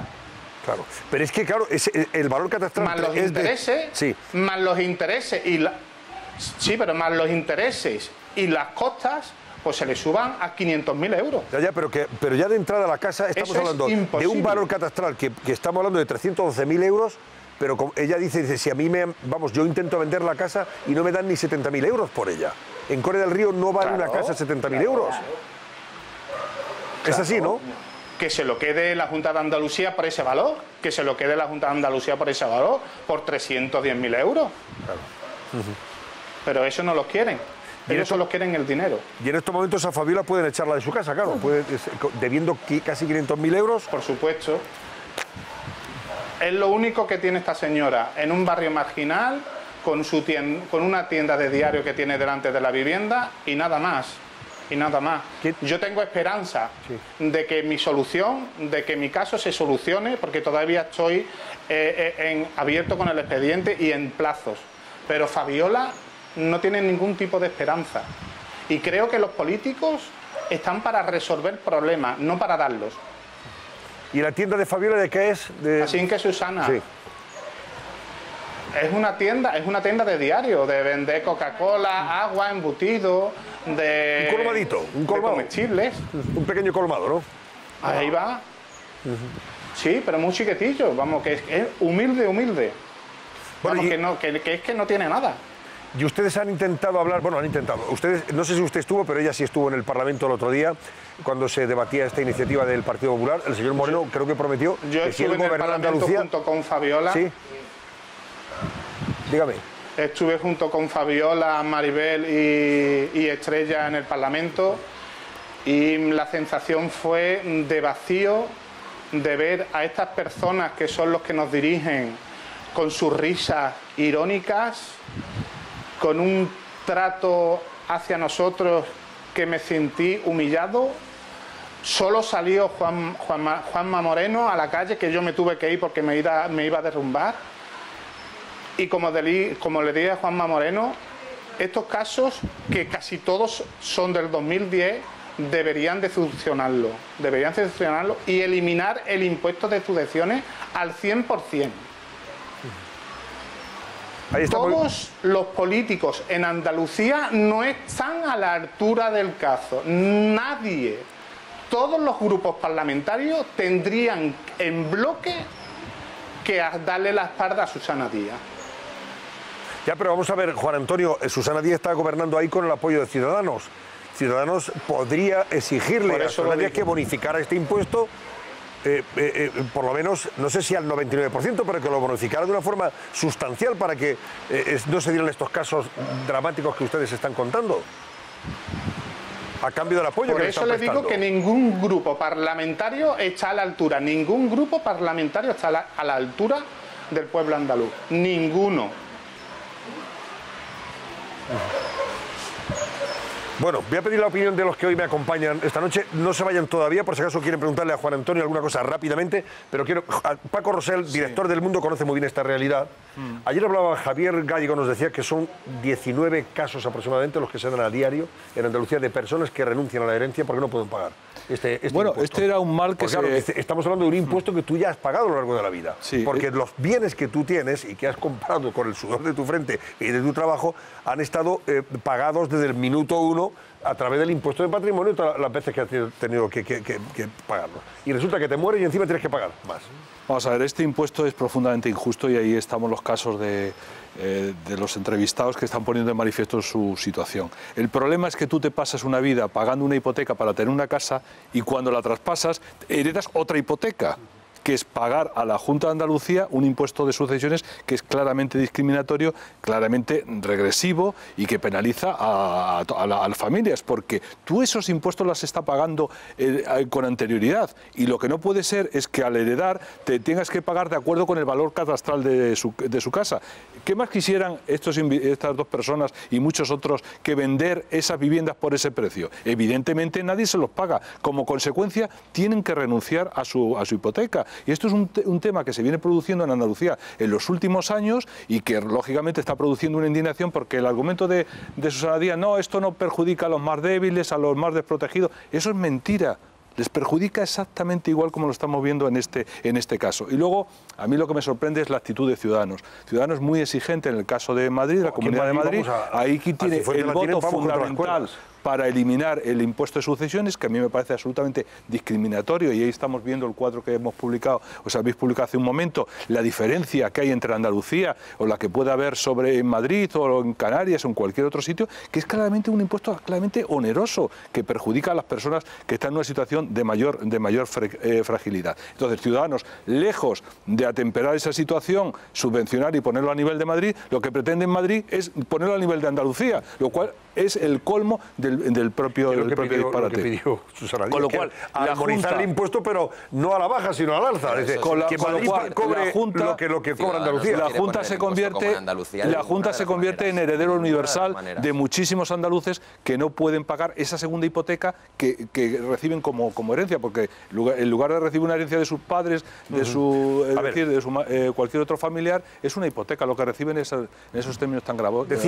Quiero decir en cualquier caso que la intención de Ciudadanos, vamos, ni mucho menos es la de igualar el impuesto por arriba. En cualquier caso, ahora mismo... Pero en Andalucía, ¿por qué mantiene esa actitud, José Luis? Claro, eso es inexplicable. En Madrid exige y allí perdona o mira para otro lado. Yo te diría... No, eso tendrá que explicarse, digo yo, ¿no? Lo primero que te digo es que efectivamente es intolerable que en una España como esta existan esas diferencias entre comunidades autónomas. Dejadme contaros que ahora mismo la reforma de la financiación autonómica, los sabios están buscando y van a pedir que este impuesto se iguale en toda España. Está por ver si el gobierno tiene voluntad de aprobarlo, el gobierno de España, señor Montoro. ¿Y voluntad de suprimirlo? Eso no lo están estudiando. Yo lo veo complicado, Ana. Ana Samboal, te pregunto, porque nos dicen... Claro, hombre. Vamos a ver. Ana Samboal, nos dicen los espectadores que aclaremos que una herencia no se puede vender sin pagar el impuesto antes. Por supuesto. Claro. Esta mujer, por ejemplo, cuando hablábamos con Fabiola, claro, nos recordaba y dice, claro, ella ha podido, dice, yo podría vender parte de lo que he heredado para hacer frente al impuesto, pero es que no. Primero tienes que pagar el impuesto y luego vender. Pero es que además, no se puede vender hasta pagar el impuesto. Puedes llegar a un acuerdo de en cuanto venda, mañana en cuanto lo pague, mañana te lo vendo, pero es que le ocurre, y por eso en muchos casos del año 2010, cuando el mercado inmobiliario estaba muerto, no se hacían operaciones, no es que se hicieran a precios de derribo, es que no se hacían. Pero esta señora ya ha pagado los impuestos por la parte correspondiente de esa vivienda que tenía, o sea, se queda con la parte de su marido y se encuentra con Juan Antonio, ¿qué decía usted? Por Dios. Juan Antonio, ¿qué decía? Sí, que en el año 2010 no se vendía nada. Todos los marcadores de vivienda de casa, de vivienda estaban por las nubes, y a día de hoy, pues un valor catastral que en el año 2010 era 179.000 euros, este año, a día de hoy, pues está en 120.000 euros. ¿Vale? Entonces los coeficientes encima estaban por las nubes y no hay ninguna persona con un poco de raciocinio que pregunte, que se reúna con la plataforma y que estudie caso por caso y se le dé una solución a los afectados. Claro, por supuesto. Porque somos afectados, no optimistas. A ver, Martu. Dejando claro que cualquier gobierno, cualquier administración debería plantearse que situaciones injustas que ha creado la crisis, que esto no es lo ha creado el impuesto de sucesiones, el valor catastral se ha desplomado como se han desplomado los valores hipotecarios y te pasa lo mismo cuando tienes que pagar una herencia con unos coeficientes que fija la ley de presupuestos generales del Estado, que el valor catastral y los coeficientes lo fija la ley de presupuestos generales del Estado, no la malvada Susana Díaz. Lo que quiero decir es que en el 2010 la malvada Susana Díaz ni siquiera estaba en el gobierno de Andalucía. Más, quiero decir, por ir centrando que podemos echarle la culpa a cada uno de lo que tiene, pero en 2010 hubo un expediente en el que Susana no tenía nada que ver.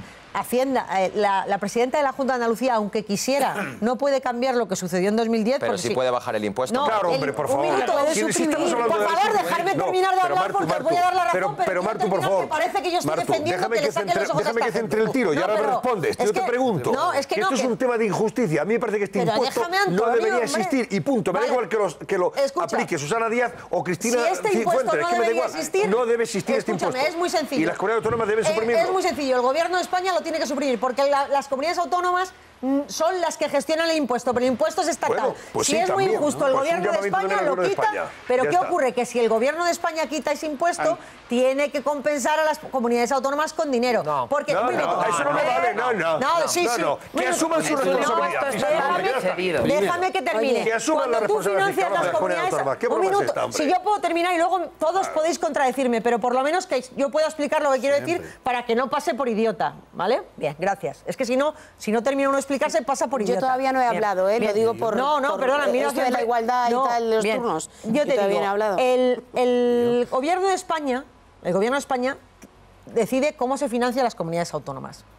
En esa financiación de las comunidades autónomas dice, a ti te toca X% del montante que recaudamos y además te cedo que gestiones como quieras este impuesto y este impuesto. Si quito un impuesto estatal, tengo que compensar a las comunidades autónomas porque su financiación está basada en un fijo y en un variable. Si le quito parte del variable que puede recaudar, obligatoriamente le tengo que dar más fijo. Por eso, teniendo mayoría absolutísima, el Partido Popular, que considera que este impuesto es muy injusto, no lo ha quitado los últimos 5 años. Porque tenía que compensar económicamente y estamos en crisis.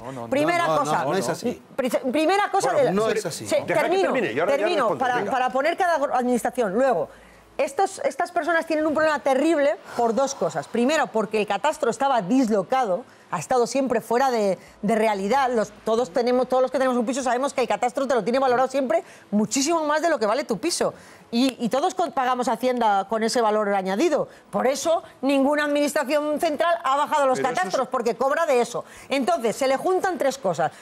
Que tienen unos valores catastrales dislocados, que en 2010 era imposible vender un piso porque y que ahora, desde luego, el gobernante de ahora, el de hoy, no puede decirle a Hacienda, lo siento, vamos a perdonar la deuda a toda esta gente. Tendrá que pensar otra solución alternativa, pero es un expediente vencido. Vamos a ver, es que ahí Susana no puede hacer nada. Es un agravante sobre una situación injusta. Y sobre esa situación injusta, la presidenta de la Junta de Andalucía, como la presidenta de la Comunidad de Madrid, o el presidente de Canarias, o cualquiera, puede bonificar ese impuesto de sucesiones. Pero para los que hereden ahora, no para los de 2010. No. Pero es que, perdona. Para los que hereden ahora. Pero es que la Junta, vamos a ver, es que el Partido Socialista lleva gobernando Andalucía desde el año 82.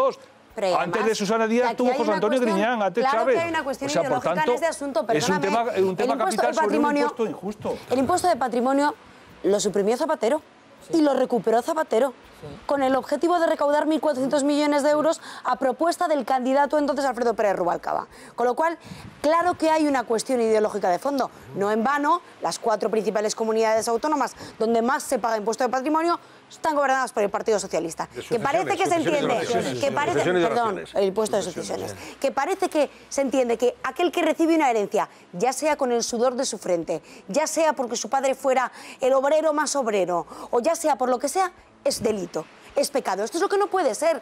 A mí, sinceramente, el caso de Fabiola y el caso de Juan Antonio me parecen ya alarmantes. Claro. Ahora, lo puedan pagar o no lo puedan pagar, sé que es políticamente incorrecto decir esto, nos conmueva el caso o no nos conmueva, lo que hay que decir es que el impuesto es injusto en todos los casos. Aunque se trate de la duquesa de Alba, es absolutamente inmoral estar toda la vida no pagando una casa, Paco, pagando 3, porque tú compras una casa y pagas 2 casas más de impuestos. durante toda tu vida. Y luego le heredas a tu hijo y tu hijo encima tiene que pagar otra, con lo cual ya van 3 casas extra en impuestos. Claro que lo quite el Estado, pero quiero decir, el Partido Socialista no puede dar lección ninguna. Y luego hay que recordar todos los impuestos que por patrimonio se están pagando durante toda la vida, pues claro, que es el impuesto de patrimonio, es el IBI, es el impuesto de la tasa de basuras, es que también el IVA, nos cobra el PP, es la renta, fenomenal, fenomenal, pero que aquí hay una cuestión ideológica de fondo. Es absolutamente la innegable. Se supone que quiere más impuestos, de acuerdo. Y más que el Partido Socialista, fue quien lo suprime y fue quien lo recupera. Yo creo, vamos a ver, primero, yo creo que hay que contar la realidad. Yo no es ni mala Susana ni buena no sé quién. Esto no es cuestión de malo, es cuestión de que es un impuesto injusto. Per se, conceptualmente. Primero. Segundo, la financiación autonómica actual fue aprobada por el PSOE, por cierto, y por Coalición Canaria, no por el PP. Nunca lo ha sido, no es para tú más. Lo digo para contarlo todo. Esta sucesión, este impuesto de que estamos hablando es local, es autonómico. No, es y hoy es autonómico. Es estatal. Perdón, es autonómico, en el sentido de que... A ver, este impuesto... Como dices tú, ¿me dejan hablar? Cedido. ¿Me dejan hablar aunque sea de Canarias? A ver, no, por favor, dejárselo. No, digo, porque el tono de Mar me gustó. Uy, me hicieron caso. Es autonómico. Hoy, mañana o quien quiera puede decir que se quita y se quita. Sí. Es verdad que no es retroactivo. Es verdad que no es retroactivo. Y por cierto, para este tema, que lo dijo José Luis, se ha reunido ya un comité asesor de expertos, tanto nacionales como autonómicos, para buscar una solución. Y en la mente de ellos está expresado quitarlo, reducirlo. Bueno, armonizarlo. No suprimirlo, que es lo grave. Que la armonización sea a la baja hasta la supresión. Y después el señor Montoro tiene que hacerles caso. El señor Montoro le tiene que hacer caso a los expertos. Y óigame usted, que fuentes de su partido me informan de que no están muy por la labor. Pero vamos a ver, si Montoro no quiso quitar el impuesto cuando lo pide la Comunidad de Madrid, y por eso la Comunidad de Madrid lo bonifica el 99%, ¿por qué Montoro se niega a quitar el impuesto? Para que no haya confusiones, esta es una potestad autonómica. Lo mismo que las comunidades autónomas tienen la potestad de crear un recargo sobre el IRPF, que curiosamente en Andalucía también es el más alto de España. ¡Qué casualidad! Que se mantiene el impuesto de sucesiones más alto de España y el recargo del IRPF, el recargo autonómico, el más alto de España también. No parece casualidad. O sea, no se puede suprimir, bueno, pero se puede bonificar al 99%, de tal forma que sí, o hasta lo que sea, de tal forma que pagues, hombre. Pues si pagas 10.000 euros, pues te duele, pero no es 140.000 o 150.000 en función de los 800.000 que heredas. En el caso Canarias. En el caso Canarias que pagas 300 o 100 euros, o 100 y pico euros. Es el más bajo, sí. A ver, Juan Antonio, vamos a cerrar esa línea con Coria del Río. ¿Qué decías, Juan Antonio? Perdóname. Sí. Diga. Sí, mire, que la cuestión ideológica que haya trasfondo, da igual. Si es que en el momento que una familia se arruine por el pago de un impuesto, está mal concebido. Claro. ¿Cómo yo puedo pagar en Andalucía 115.000 euros de la liquidación de mi tía y en Canarias pagar 1.150? Sí. Eso es increíble. Bruselas o en la Unión Europea lo declara anticonstitucional por la libre circulación de los europeos, y en España da igual. Bonificación si eres mayor de 65 años y menor de 21. ¿Qué pasa? ¿Que un niño de 30 años que se muera, los padres no tienen bonificación? ¿Qué tipo de ley estamos creando? ¿Eso también es constitucional? Yo creo que se debería de suprimir al 100%, porque ya está suficientemente pagado. Y luego se paga la plusvalía, como el Ayuntamiento de Dos Hermanas, que ha declarado municipio libre de plusvalía. Me piden 2.500 euros, se le dice que el valor catastral, según el catastro, te dieron la razón, me lo bajan a 2.000 euros, y como no ha habido incremento patrimonial, yo pago para que no me coman los intereses, y todavía el Ayuntamiento de Dos Hermanas no ha respondido nada, porque ha trincado ya los 2.000 euros. Y la Junta de Andalucía pues hace lo mismo.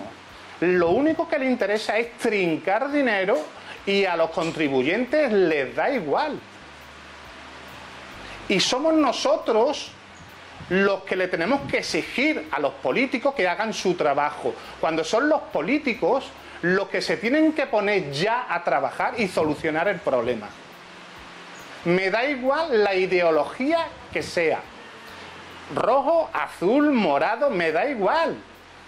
Esto es una patata caliente que tienen los políticos y que tienen que solucionarlo. Y dejarse de discursos demagógicos, todos en el grupo parlamentario, que me sentí fatal por la representación política que tenemos en el Parlamento andaluz, con esas risas, que me dio vergüenza de los políticos que tenemos en Andalucía. Y ahí se sigue hablando en el plató de ideología política, de colores políticos, que aquí estamos hablando de ciudadanos, de gente que lo está pasando mal, que llevamos mucho tiempo y no podemos dormir. El problema...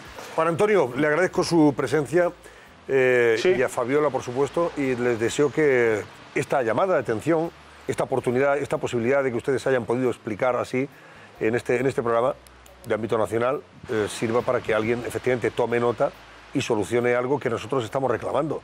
Y es, si no la supresión total de esto, con efecto retroactivo, que es el caso de ustedes, por lo menos una bonificación seria, que pueda permitir que las personas efectivamente puedan dormir, hacer cumplir con sus obligaciones fiscales, que eso evidentemente estamos de acuerdo todos, pero oiga, una cosa es eso y otra cosa es que te quiten hasta el apellido, que es lo que está pasando ahí. De tal forma que no te dejan nada. Que se lo digan a Fabiola. Por eso. Que se lo digan a Fabiola, que con una pensión de 300 euros, la Junta de Andalucía le reclama 500.000 euros.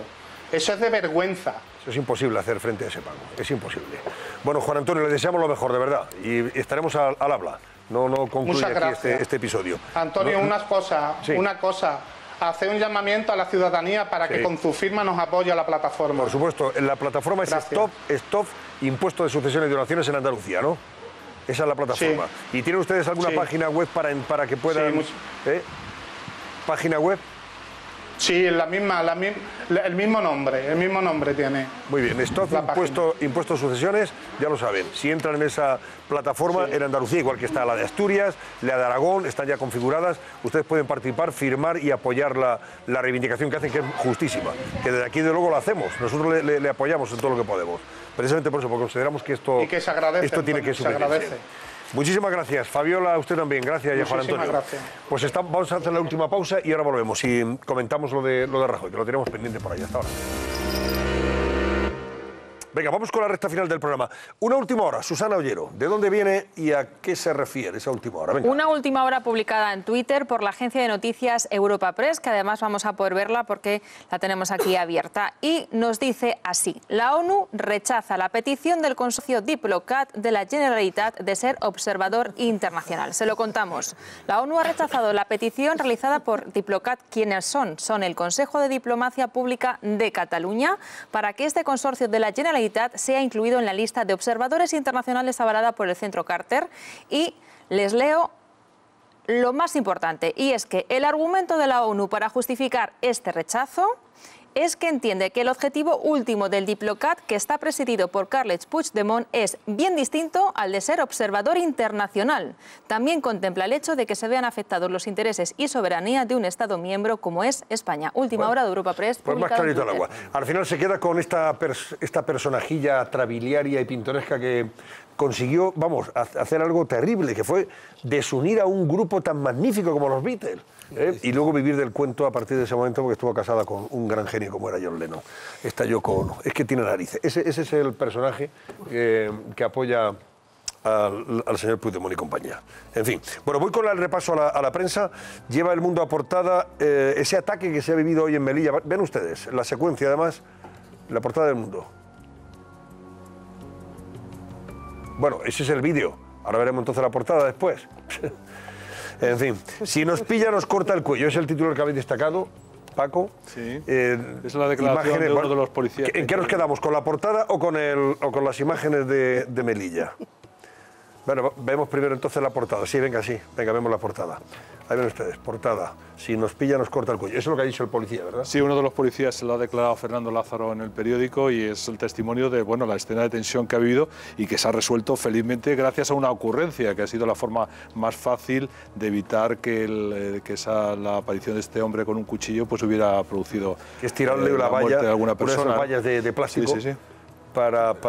Felizmente no ha habido que utilizar ninguna de las armas que tenía la policía y se ha quedado en un amago, ¿no? Ha sido una genial idea. Sí, idea, y además, pero también se vio como la policía estaba ya rodeándolo, actuando correctamente. Y además se ha descartado que hubiera un móvil terrorista por parte de este sujeto. Parece que estaba denunciando la situación en Alhucemas, donde hay un problema muy serio que tiene el gobierno marroquí y por razones de vecindad también tenemos los españoles, y que está, por ejemplo, dentro de las circunstancias, está haciendo que una parte importante del ejército y de la policía marroquí esté ahí. Y ahora mismo otro de los fenómenos que se está viendo es que una gran parte de las pateras están desviándose de Italia a España, que es un problema no menor que estamos teniendo estos días. Vamos a ver ahora el vídeo, a ver si podemos ver la secuencia, lo que ha pasado en Beñazar, que es la frontera de Melilla, con Marruecos, ahí lo ven ustedes.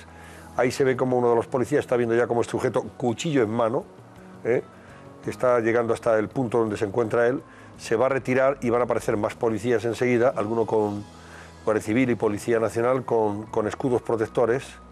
Ahí está acercándose el sujeto que lleva pantalón blanco corto y un niqui azul, va con un cuchillo en la mano derecha, y ahora uno de los guardias que tiene a su derecha él es el que le lanza esa valla de plástico y consiguen reducirla. A partir de ahí es una forma, en fin, los sindicatos policiales que siempre ponen pegas a todo. Dicen, claro, si hubiéramos tenido pistolas de estas eléctricas como las que se ven en las películas norteamericanas, no tenemos que haber... Pues mire usted, se trataba de reducir al sujeto en cuestión. Eso reducir al menor coste. Claro. Pero vamos a ver, también, además había, si estuviera solo todavía, dice, oye, tienes que hacer frente a él y no le vas a pegar un tiro. Que a lo mejor sí te ataca, claro, si va directamente a apuñalarte, a lo mejor tienes que dispararle. Sí. Y entonces en ese caso, si tienes la pistola eléctrica, pues le evitas la muerte. Pero si no, pues tienes que llevártelo por delante.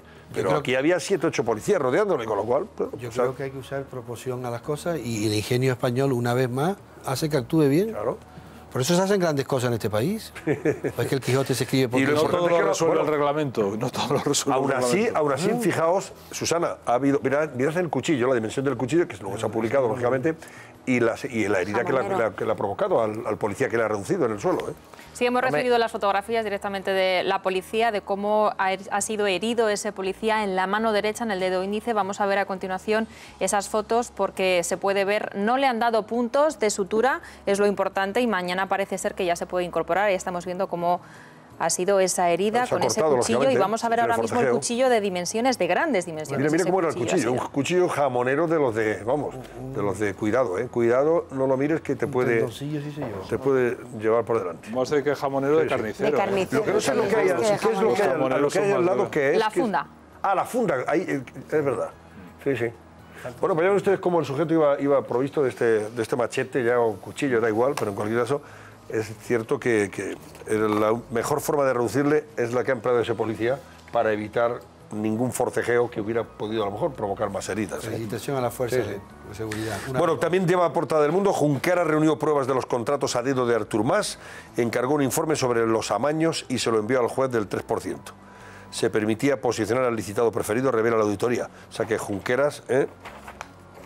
estaba haciéndole la carioca a Mas. Sí, bueno, realmente la denuncia del 3% hay que decir que el Partido de Esquerra Republicana de Cataluña, es decir, no fue ninguna cosa de la UDEZ que diría Pujol, ¿qué coño es eso de la UDEZ? No, ni fue el fiscal, fue una iniciativa de Esquerra Republicana de Cataluña dentro de la guerra que yo creo que no ha acabado todavía, sino que ahora tiene otro centro de operaciones que es la Generalitat entre Esquerra y la antigua Convergencia. No le ha salido mal para ir desgastando al rival político. Voy con la ABC, lleva a portada al rey y a Puigdemont hoy conmemorando ese 25 aniversario de los Juegos de Barcelona, el recuerdo de Barcelona 92, evidencia la ruina moral del secesionismo.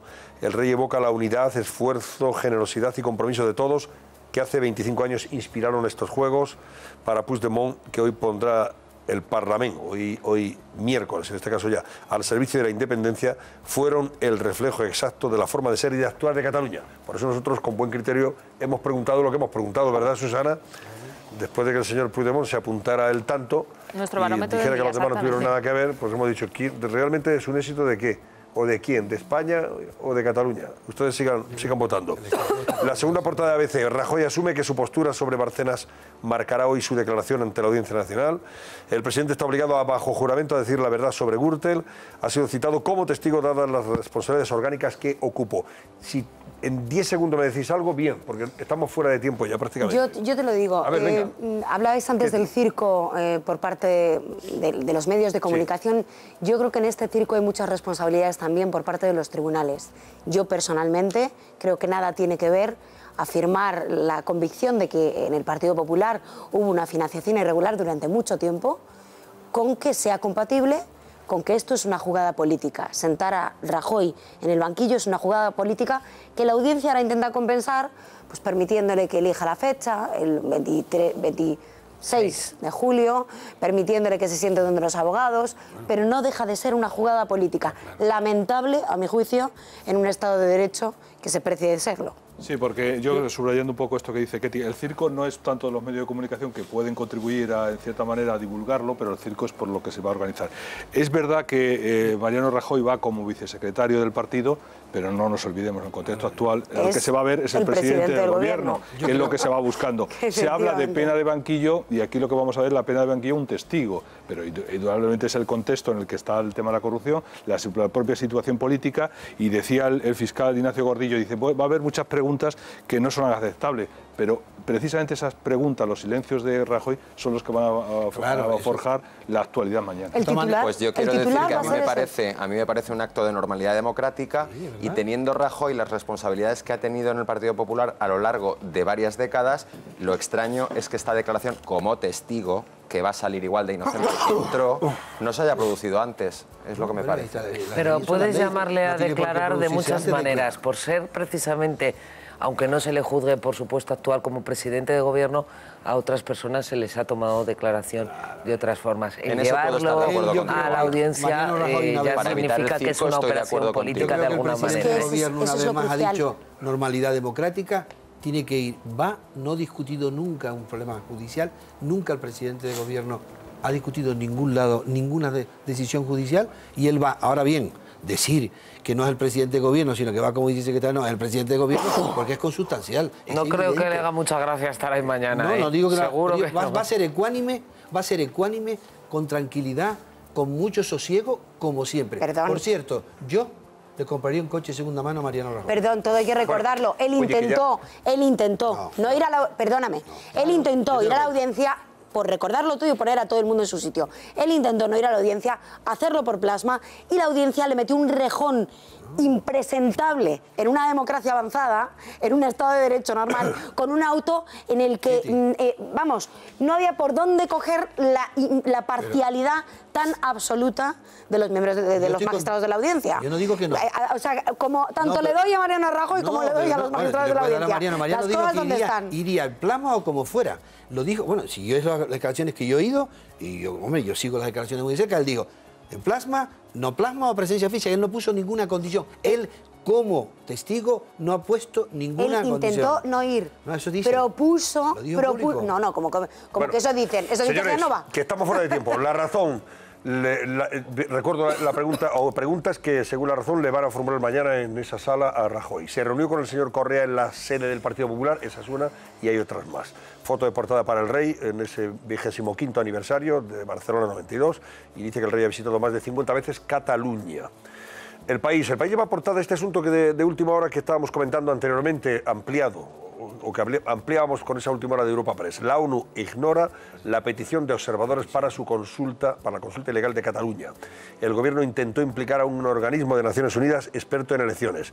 Puigdemont asegura que ya tiene las urnas para el referéndum del 1 de octubre y la Generalitat no dará la lista de los funcionarios que certifican el pago de facturas. También habla del rey, que reivindica el ánimo de cooperación de Barcelona 92, y Maduro, que sigue deteniendo a jueces antes del golpe final al Congreso. Bueno, pues esto es lo que ustedes pueden leer en la prensa hoy miércoles. ¿Cómo ha cerrado nuestro barómetro, Susana Ollero? Les preguntábamos si Barcelona 92 fue un éxito de Cataluña o de España, y ahí lo ven, alto porcentaje de respuestas para España. Un 76% prácticamente de los espectadores opina que España fue pues la que motivó el éxito de Barcelona 92. Y el avance de Detrás de la Verdad, antes de despedirnos. Adelante, Patricia Betancor, buenas noches. Buenas noches, Antonio. Accedemos a la declaración de los guardias urbanos implicados en la muerte de otro. Es la primera vez que vamos a ver a los dos acusados hablando ante el juez. Reproches, contradicciones, acusaciones mutuas en este triángulo amoroso del crimen. Y se cumplen 11 años de una de las desapariciones más inquietantes y misteriosas de nuestro país. Un caso que ha traído a los investigadores de cabeza. Esta noche les vamos a contar de quién se trata y cómo ha avanzado la investigación en todo este tiempo. Estos son solo algunos de los temas que vamos a tratar esta noche. Ya saben que hay muchas formas de contar las cosas. La nuestra, como siempre, estar detrás de la verdad. Enseguida volvemos, Antonio. Pues hasta ahora mismo, Patricia Betancor. Adiós, Paco Rosell, adiós, Ketty Garat. Que descansen ustedes, porque ya nos veremos, si Dios quiere, en septiembre. Adiós, Antonio Larcó. Adiós. Recuerdo Santiago del Teide y de la Laguna. Eso. De usted buenos recuerdos, que allí tenemos buena gente y buenos amigos. Adiós, Ana Samboal, Martu Garrote y José Luis Benayas. Nos deseo felices vacaciones, efectivamente. Y nos reencontraremos en septiembre. Mañana nosotros seguimos con el caso. Yo los despido porque son los de hoy. Mañana recibiremos a otros. Y también los despediremos igual. Hasta mañana a las 10 menos 5 aproximadamente, entre 10 menos 5 y 10. Y hablaremos, entre otras cosas, sin duda, mucho, espero que largo y tendido, de esa comparecencia de Rajoy en la Audiencia Nacional, en su declaración como testigo en el caso Gürtel. Hasta mañana.